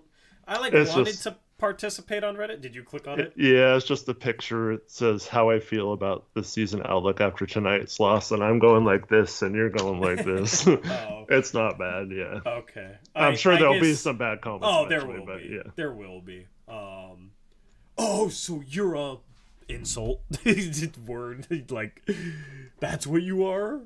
You're a piece of shit. That's what you'll get some comments like that, unfortunately. But dude, I wanted to like participate with Rip City Reddit, and I just am. I Oh, that was don't go boom. there. Oh, that was boom. Yeah. Yeah, What's up, bro? if I like at this point, if I ever see like we're mentioned on Reddit, I just won't click because I don't want to read a bunch of because there's like I don't know how many people there are, but at least like probably 10 people there that just despise us for some reason, and that's gonna happen anytime you stream and have a platform this size and you're opinionated and you have debates with chat and you know what I mean, like anytime is something like that you're going to end up with haters, so it's I don't think it's anything we've done wrong. But you'll have people say all sorts of crazy things about how bad of people we are or I am or how annoying I am, and yeah, I will not click on Reddit because I just don't need to see it. I just trying to avoid negativity this year. I'm trying to have a more positive mindset this year than I did last year. So I'm trying not to read that sort of stuff. And if I do, I'm trying to handle it better. But I just I just avoid Reddit because I'm scared of what people saying about me or you. So I just don't like the people who think we're horrible people or assheads because we blocked someone for like calling us names or something. You know what I mean? Like that makes us horrible people or whatever. Yeah. I'm gonna just start telling people that if they complain about me blocking them on Twitter, because like I never remember why I blocked this specific person. Usually, I'm just gonna start telling them I blocked you for my own mental health because that's usually what it is. It's just like somebody being an asshole, and I don't want to deal with it. And that stuff bothers me. Just like it would bother anyone else. Like I don't want to see people talking shit about me. Like so, I'll block them. It's not even anything personal, you know what I mean? It's just like, I don't want to see it, so I'm blocking you. And people will get so offended by that and so mad about that, and they block me for nothing. Like, bro, I blocked you for my own sanity, all right? So that's what I'm going to start saying. That's what I'm going to start telling people. I blocked you for my own mental health. Yeah. Garban, I think they might have to stop going to games, man. Why? They're 0-5 this year when he goes. So. Ooh, well, they are 9-8 at home, but yeah, 0-5's tough. I went to the Dame 11-3's game, which was cool. And I'm going to the game on Saturday, so the stream after Saturday will be a little bit later. I'm shaving before the game. And if we win, then I'm screwed. If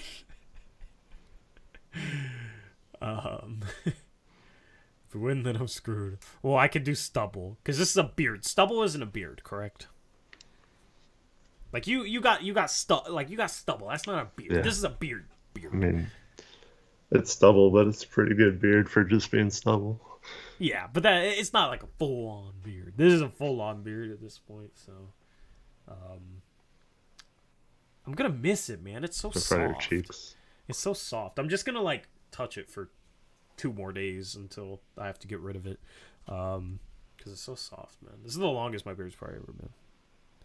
I know it probably doesn't look, I look homeless or whatever, but I like it. Cameron Weaver's going to his first game against Golden State in February. That's cool. Never been to a game. That's awesome. Have fun, man. Have fun. Zach, yeah. People successfully internet bullied me into cutting my beard. Yeah, Connor bullied me with a $100 donation. Dang it, Connor. You need to shave while eating nachos and rapping on Saturday. I gotta do the nachos thing at some point. For the weirdos out there. Half Daddy, bro. I mean, yes, it ain't perfect, okay? I don't care. It's not a perfect beard. Sorry, you're not gonna find it in a magazine for cologne. Right? Yeah, I don't know. I don't know what else to do to pull more hair out of the center of my chin. I have a cleft chin, so I think that's part of the reason for that. For looking like thin in the middle, I have a cleft chin. Doesn't grow there, so. You can get that treatment. They pluck hairs from different parts and put them here. I don't know. Put them on your chin. That sounds A, painful, B, weird.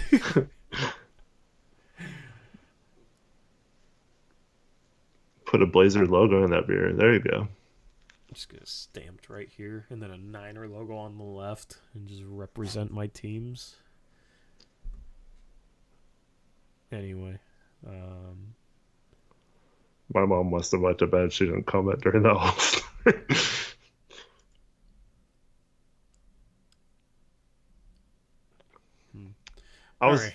I didn't get something to eat for dinner because I was like, I want to make sure I watch as much of the game as I can. Yeah. And then, that was like 1 o'clock. I'm like, should I still go get dinner? I might DoorDash something right now, honestly. Rebuild around Caleb Martin, yes. Sure. Yeah. Anyway, anything... This is still a post-game show. It feels like an off-season stream. Anyway, anything else? I wonder how many people won't watch this back because of how long it is, by the way. Probably. Yeah, frustrating loss for sure. Dame 50. I mean, nice to see him play well, I guess. We need to get a win, though. Lost 5 in a row. 3 games under 500. Yeah, it sucks. Yep. Sus, Taylor? Yeah, that's a little... Yeah, you need to be stopped, my guy. Damani, what link? Links don't work in the chat, so if you posted a link. Post it in our Discord, Damani. And if you don't have Discord or aren't in our Discord, then I don't know what you're doing, man. That's what we got the Discord for. What should I get from Taco Bell?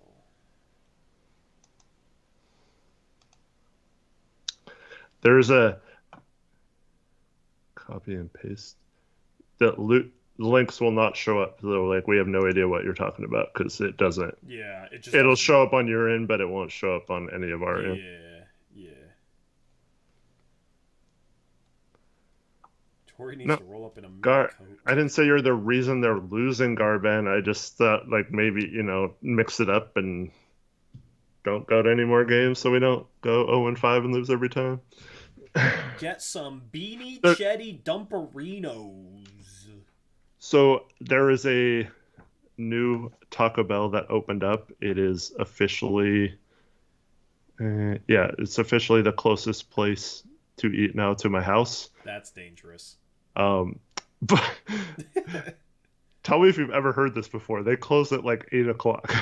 Okay, well that's just dumb. But I that's know. probably because it's out in the sticks and everybody goes to No, bed there. And it's except you. because it just opened like a week ago, so it's Yeah. still like a soft opening, and I think they're gonna have more hours when they have more people or whatever. But like, I know so many people that are like, dude, I was drunk last night at 2 o'clock in the morning and I couldn't even go to Taco Bell because it was closed. Like that's no good. And I don't think there's a single Taco Bell in Vancouver that's open later than 2. So Oh, really? yeah. They used to all be 24 hours, but yeah, a lot of places aren't anymore. Yeah. But the McDonald's, 'Cause I used and, to like, DoorDash at like 3 a.m. in the morning for like McDonald's and Taco Bell that were right next to each Yeah. other by where I lived, and now they're both like close at midnight. So shout out to my guy Christian and Victor, I think, at McDonald's. Hopefully they're working. we got Christian and McDonald's. Does he get our chat? Are you? Yeah, he's the guy who I pulled up in the drive-thru and he's like, "Yo, Blazers Uprise." I don't think you've told me this story. Yeah. What? I did for sure tell you this story. Did you? I Yeah. swear you did. You this probably is like told somebody no, else. this is a long time ago. Was Yeah. it? Yeah. You told me about some dude at the beach that you ran into.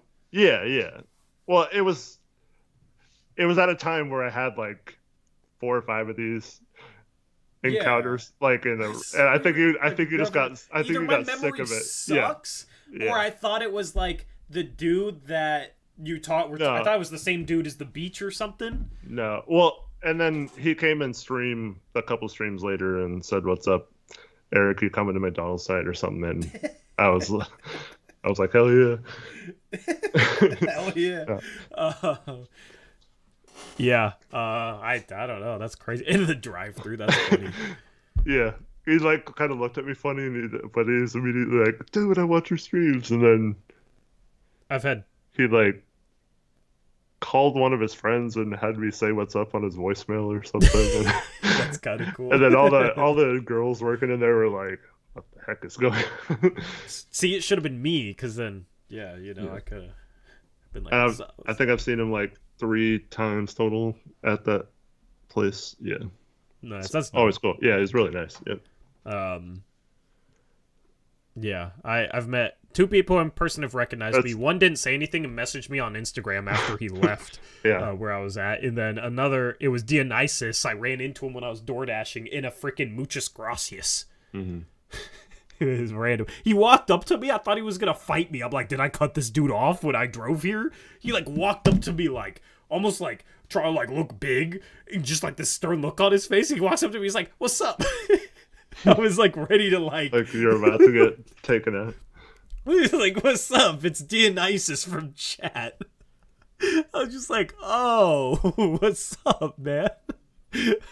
I legitimately thought I was gonna have to like defend myself, man. I thought I was getting rolled up on, and it was just Dionysus from chat. It was funny. Yeah. So I always like he doesn't know it's me when I'm ordering in the drive-thru, and I go up and they have offered free food before, but I always turn it down. Yeah. It just it's offered. But it's like I don't know. I get kind of embarrassed. It's like I'm not. You're hot shit, I'm Eric. not Own it. that cool. So You're hot shit. You just gotta own it. well, who was that guy, Joe Sewer or whatever, that he said I was mean or something, and then it turned out he came into my store during the COVID mask mandates, and I asked him to wear a mask or something, and he got all mad and left, and I never knew it. That was like, Josu? See, I forget. think so, yeah. But like that was like a couple weeks ago. Yeah.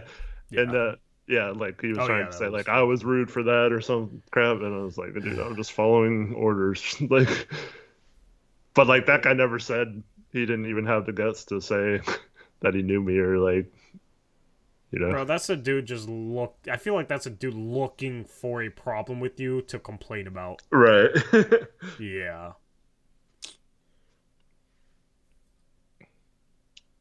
Yeah. So I had around that time I had this I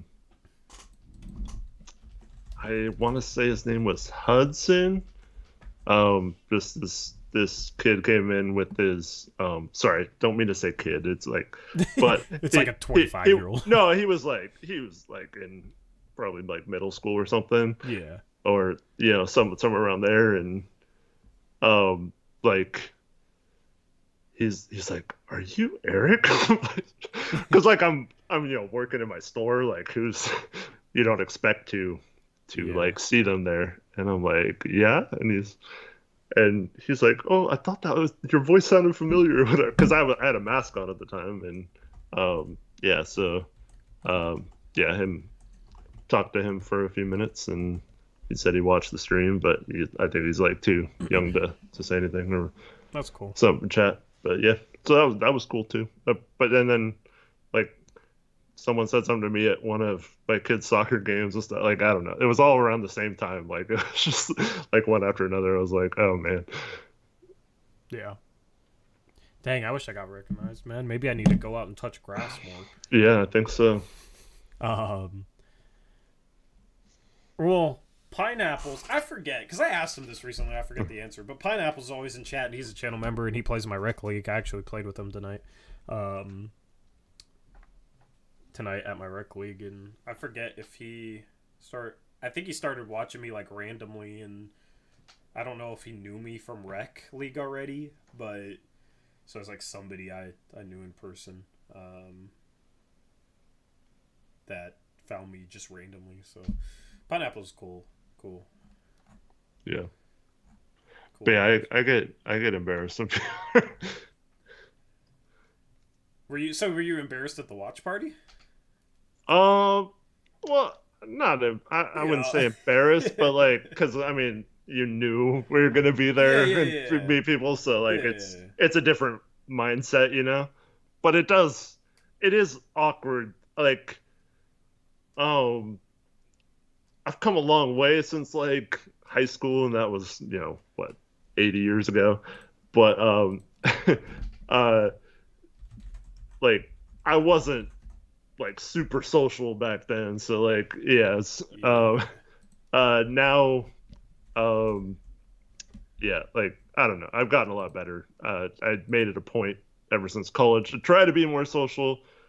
Became kind of a people person after a while, and that's been cool, but it's still awkward like when you're the center of attention like we are at a watch party or whatever. It's still like all these people are here for me, like, and you, and that's, I mean, it's awesome, it's cool, and it was really awesome to meet so many people, but it's still like I hope they like are entertained by us, we have to kind of perform, it's like, yeah.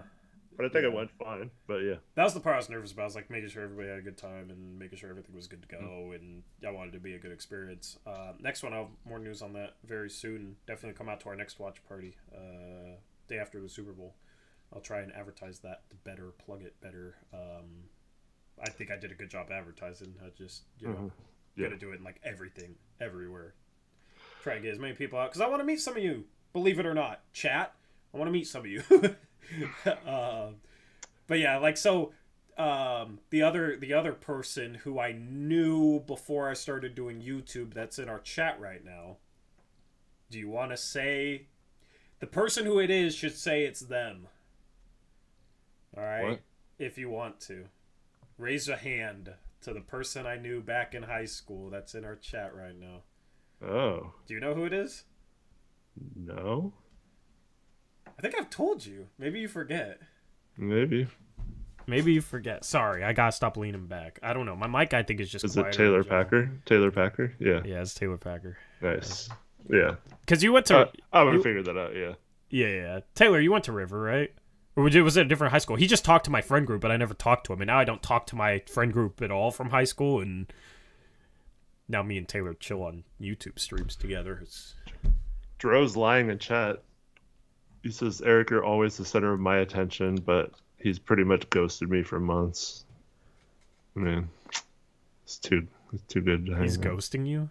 Well, like, I don't know. There was a while we were playing video games like every night, and then last couple times I've asked him, he'd be like, oh, soon, bro. And then he never freaking messages me ever.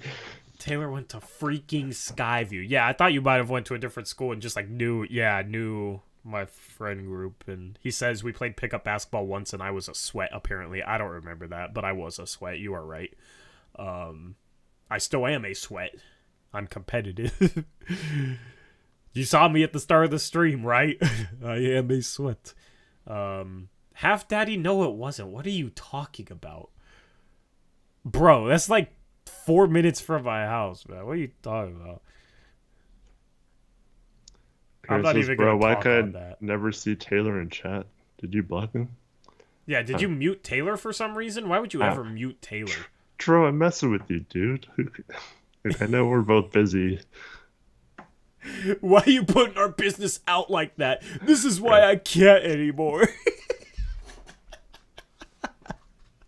What are you doing tomorrow, Dro?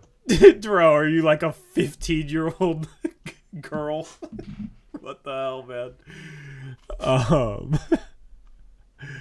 That's hilarious.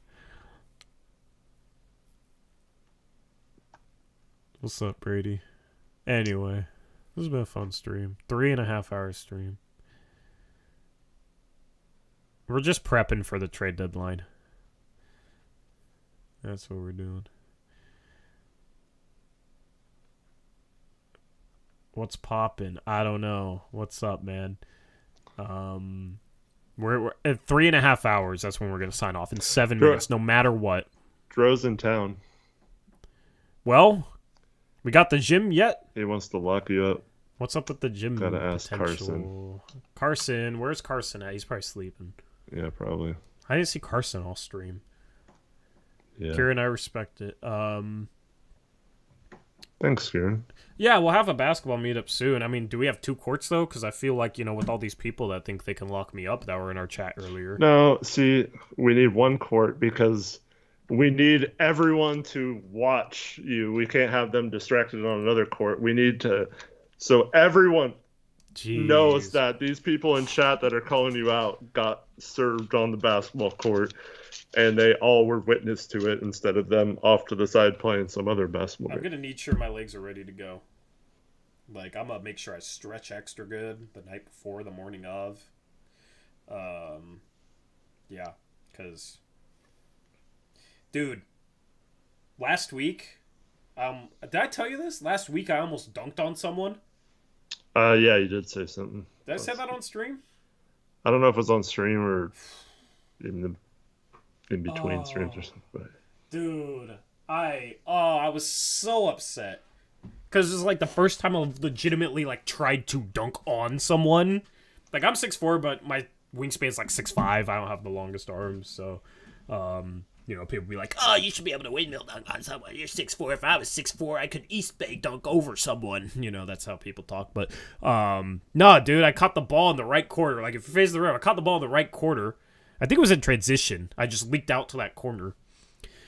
Drove baseline just to my left. I'm a right-left jumper. So, you know how Dame will drive, and when Dame had that big dunk, he jumped right-left? Mm-hmm. And we'll kind of, turn into it and go right-left. That's, the best way for me to jump. So I had somebody under the rim. I freaking looked him in his face, took one last dribble, and, kind of cocked it back, too. I was trying to dunk it hard, and the dude was jumping towards me. I thought he was going to jump into me, but, he was far enough under the rim that we were only going to make contact, right when I was at the rim. He jumped out of the way, and I lost the ball barely and back-rimmed it. I freaking just spiked it off the back rim, and he was, still under me, and I was so mad. So I need to make that happen for real. Hopefully it's 9'10" rims. No, I don't need 9'10" rims. 10-foot rims. Yeah, I was sad. Would have been the first time I ever dunked on someone. Dro says he's not leaving Portland until he gets his one-on-one with Vancouver legend Torrey Jones. How tall is Dro? He's I don't want to... It's going to sound like I'm making fun of him, but he's pretty short. Okay. Well, I just know he's talked trash about how he's going to lock me up and blah, blah, blah, blah, blah. And it's... I mean... He's a good player. Okay. See, that's the thing with anybody short, is I'm going to want to beat him from the perimeter. I don't want to just go post him up and oh yeah, I'm taller than you. I can just post you up and back you up. That's why it's kind of I don't know. I like playing guys my own height because it's not as easy to just go down in the post and just score. Or just pulley my way to the rim. So, yeah, I'll try and beat him from the perimeter. Yeah, we played one-on-one a few times, and yeah, it's no contest if I back him down, so I didn't really do that. Yeah. Tori, if you stand under the hoop and don't try, we'll finger roll on you. Go ahead, Blaze the Nugs. That sounds fun. Dro? Alright, fine. I'll post you up then. And I already know Dro's going to be like that type of defender that just like leans all his weight on you and you just have to like spin off it and then he falls forward and then you look back at him and lay it up. I feel like that's Dro. Anyway. Dro's got some skills, though. Zach, you're going to have to call in sick to class. Taylor, you just called me a sweat. Now you're saying I'm cocky for 2.2. Be consistent.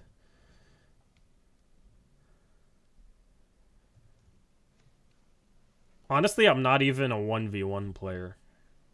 My best trait is my passing. No, just kidding. You wheezing over there?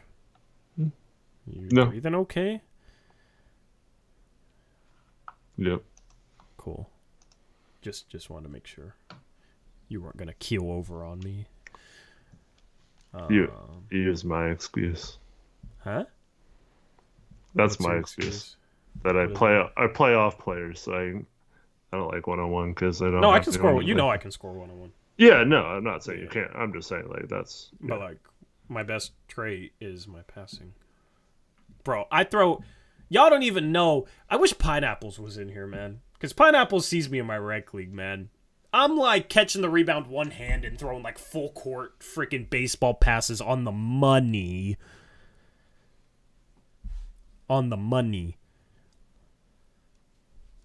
Like Chino Hills type stuff. A lot of one-handed passing. You know, with Eric, he just like plants. He's just on the block, so it's always like, okay, fine, just a little basic dump off pass, and then he like beats someone and eats them and scores, and I'm like, cool, assist, but it doesn't feel good. I want to be able to like behind the back on the pick and pop. For sure, Damani. Yeah.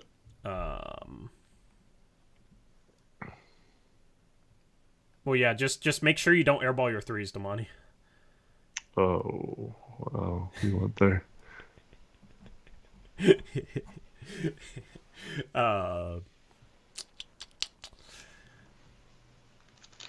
No, not better, Half Daddy. Come on. That's a low bar, man. Come on now. It's an insult, actually. Yeah, next time we stream, it's going to be after the Niners play the Seahawks. After and I'm you shaved too. Gonna be shaved. Yeah, it's gonna be fun. Anyway.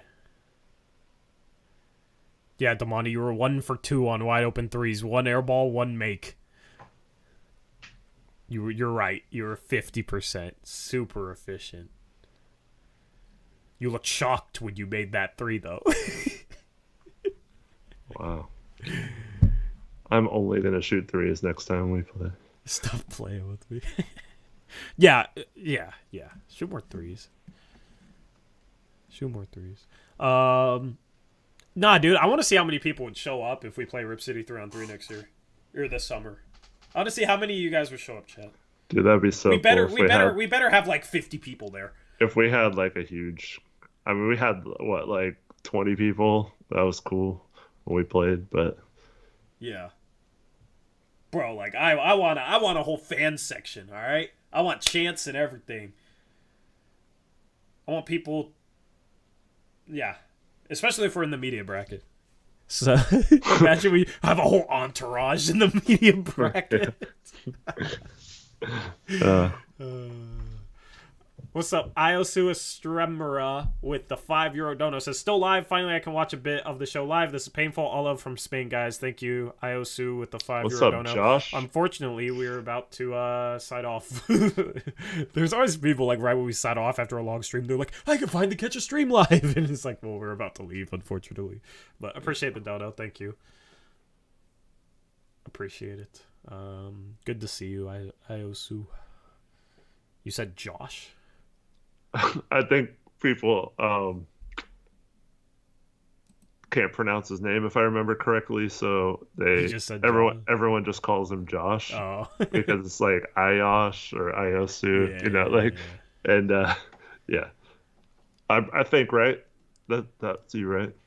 He's just not him. He's like, what are you talking about? No, I'm pretty sure. You call him Josh. No, he actually messaged me the other day saying that he just wanted to. Oh, I didn't tell you this story yet, but he said he's still a big supporter and likes watching the shows, but he hasn't been able to watch live lately, and hasn't been able to make donos because he's never watching live. So it's always cool to be able to see people that I haven't seen in a while, because I like recognize names. If you've been active in chat, for a few streams or leave comments, normally I recognize names pretty well. That's why, I know I've met a lot of people at the watch party. It's hard to remember like faces with names, specifically, but I try my best. I'm not the best to remembering like faces with names with YouTube name and all that, but I try. Maybe he just saw we were live and donated, but he's starting from the beginning, so he's not. Yeah. Taylor Packer says, would you guys ever do an agreement like if I send $100 or whatever, you have to stream for 6 hours? I would be down to do that in the off season. Mm-hmm. I'd be down to do that in the off season. We need some. It can be on a random day. I'm down to do it. Even if Eric's not down to do it, I'm down to do it. We can bring random people on stream. I don't care. It says my guys go to bed. Well, first, shout out Braden Thenis for the $5 dono. Says, do you think there's ever a possibility for Josh Hart to be replaced by Gary Payton in the starting lineup? Oh, basketball. Probably not GP2. I mean, maybe, considering they already put Hart on guards in threes and Gary Payton can guard 1 through 4. There's a chance. There's a chance they mix it up like that, but I'd rather just go get an upgrade and bring both those guys off the bench. I think that's the best solution for this team. What do you think, Eric? All good, Braden. What's up, man? Yeah, I think it's a possibility. I mean, Chauncey, we talked about this earlier. He just said last game that he's not interested in changing the starting lineup, but I'm more concerned about playing the starters so many minutes and also always having the starting lineup back in the clutch. Like, if someone's doing well that game, maybe give them an opportunity. So, like, tonight, I think would have been a good opportunity to let Gary Payton see what he could do. But, yeah, I think it's more like that than straight losing a starting spot. But, I mean, if he continues to struggle and Gary Payton starts to show more and more every time he plays, Damani just used that link that I posted. There's also a link in the description box. And they want a mystery player update to end the stream if you have one. So of the realistic options, the mystery player is still 100% plan A. And that I mean, he's so nice. I mentioned this before, but like the team that he's on is still thinking they're going to get a bigger trade, whether that's John Collins or whatever. So like they're still waiting to see what they need contract wise to send out. They don't want to make it, because if you do trades, you can't combine salary of players you brought in for 60 days, which is past the deadline. So they're still waiting till the deadline, and this particular person isn't even healthy right now anyway, so it doesn't really matter from the Blazers' perspective because he's not playing. So I will give you a new link to Monty. That link might be broken. Let me try. Yeah, people should know who it is based off what you just said too, and you have showed the name on stream before, and people who were there know. So people in the community know. If it ends up happening, then there's your credibility. But yeah, just everything. Not saying for sure, just a 99% chance, but if it doesn't happen, then I didn't say for sure, so, that's the thing that a lot of people do. Which is lame. Actually, don't do that. I like that you don't do that. You just say what you hear. Somebody said it worked now. So okay, cool. There we go.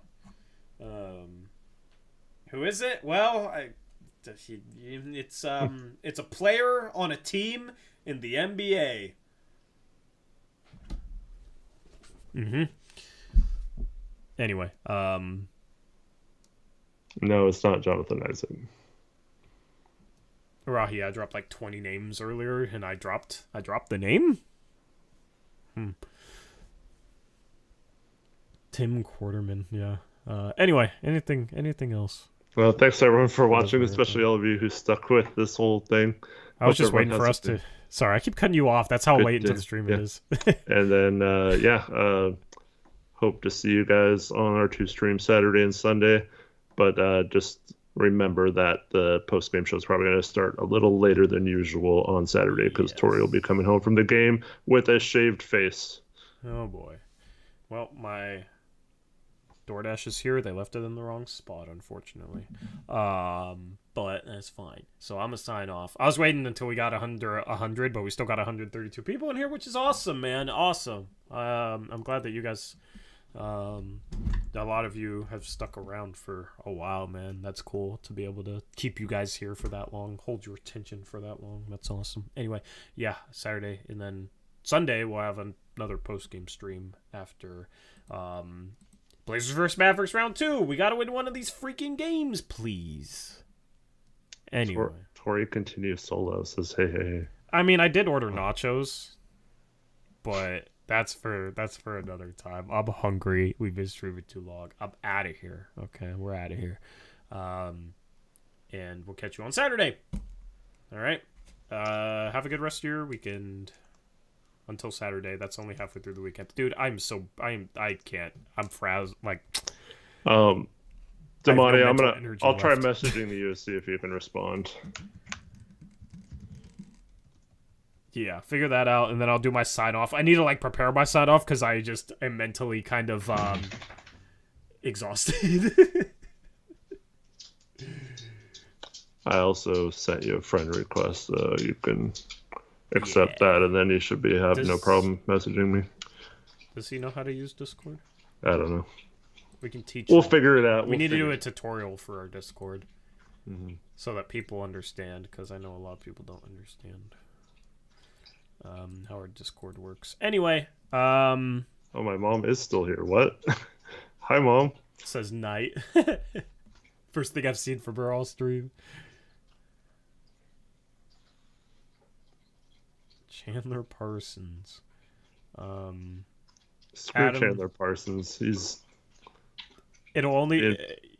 very sus towards Yuta. Why is he hating on Yuta? I don't know. It's like... It's very similar to the... I forgot who it was, but someone... Or multiple people are hating on Shohei Ohtani because he doesn't get American viewers or something. It's like such a dumb argument. Like, it's really dumb. Yeah. Anyway, is Damani good? Did he message you back? Did we figure that out? Because my food is going to get cold. Yes. All right, cool. Anyway, thank you for tuning in to the Blazers Uprise Postgame Show presented by BetOnline. Remember that promo code BELIEVE. And we are out of here. We'll catch you on Saturday. I'll be a different man. Until then, as always, peace out. Go Blazers.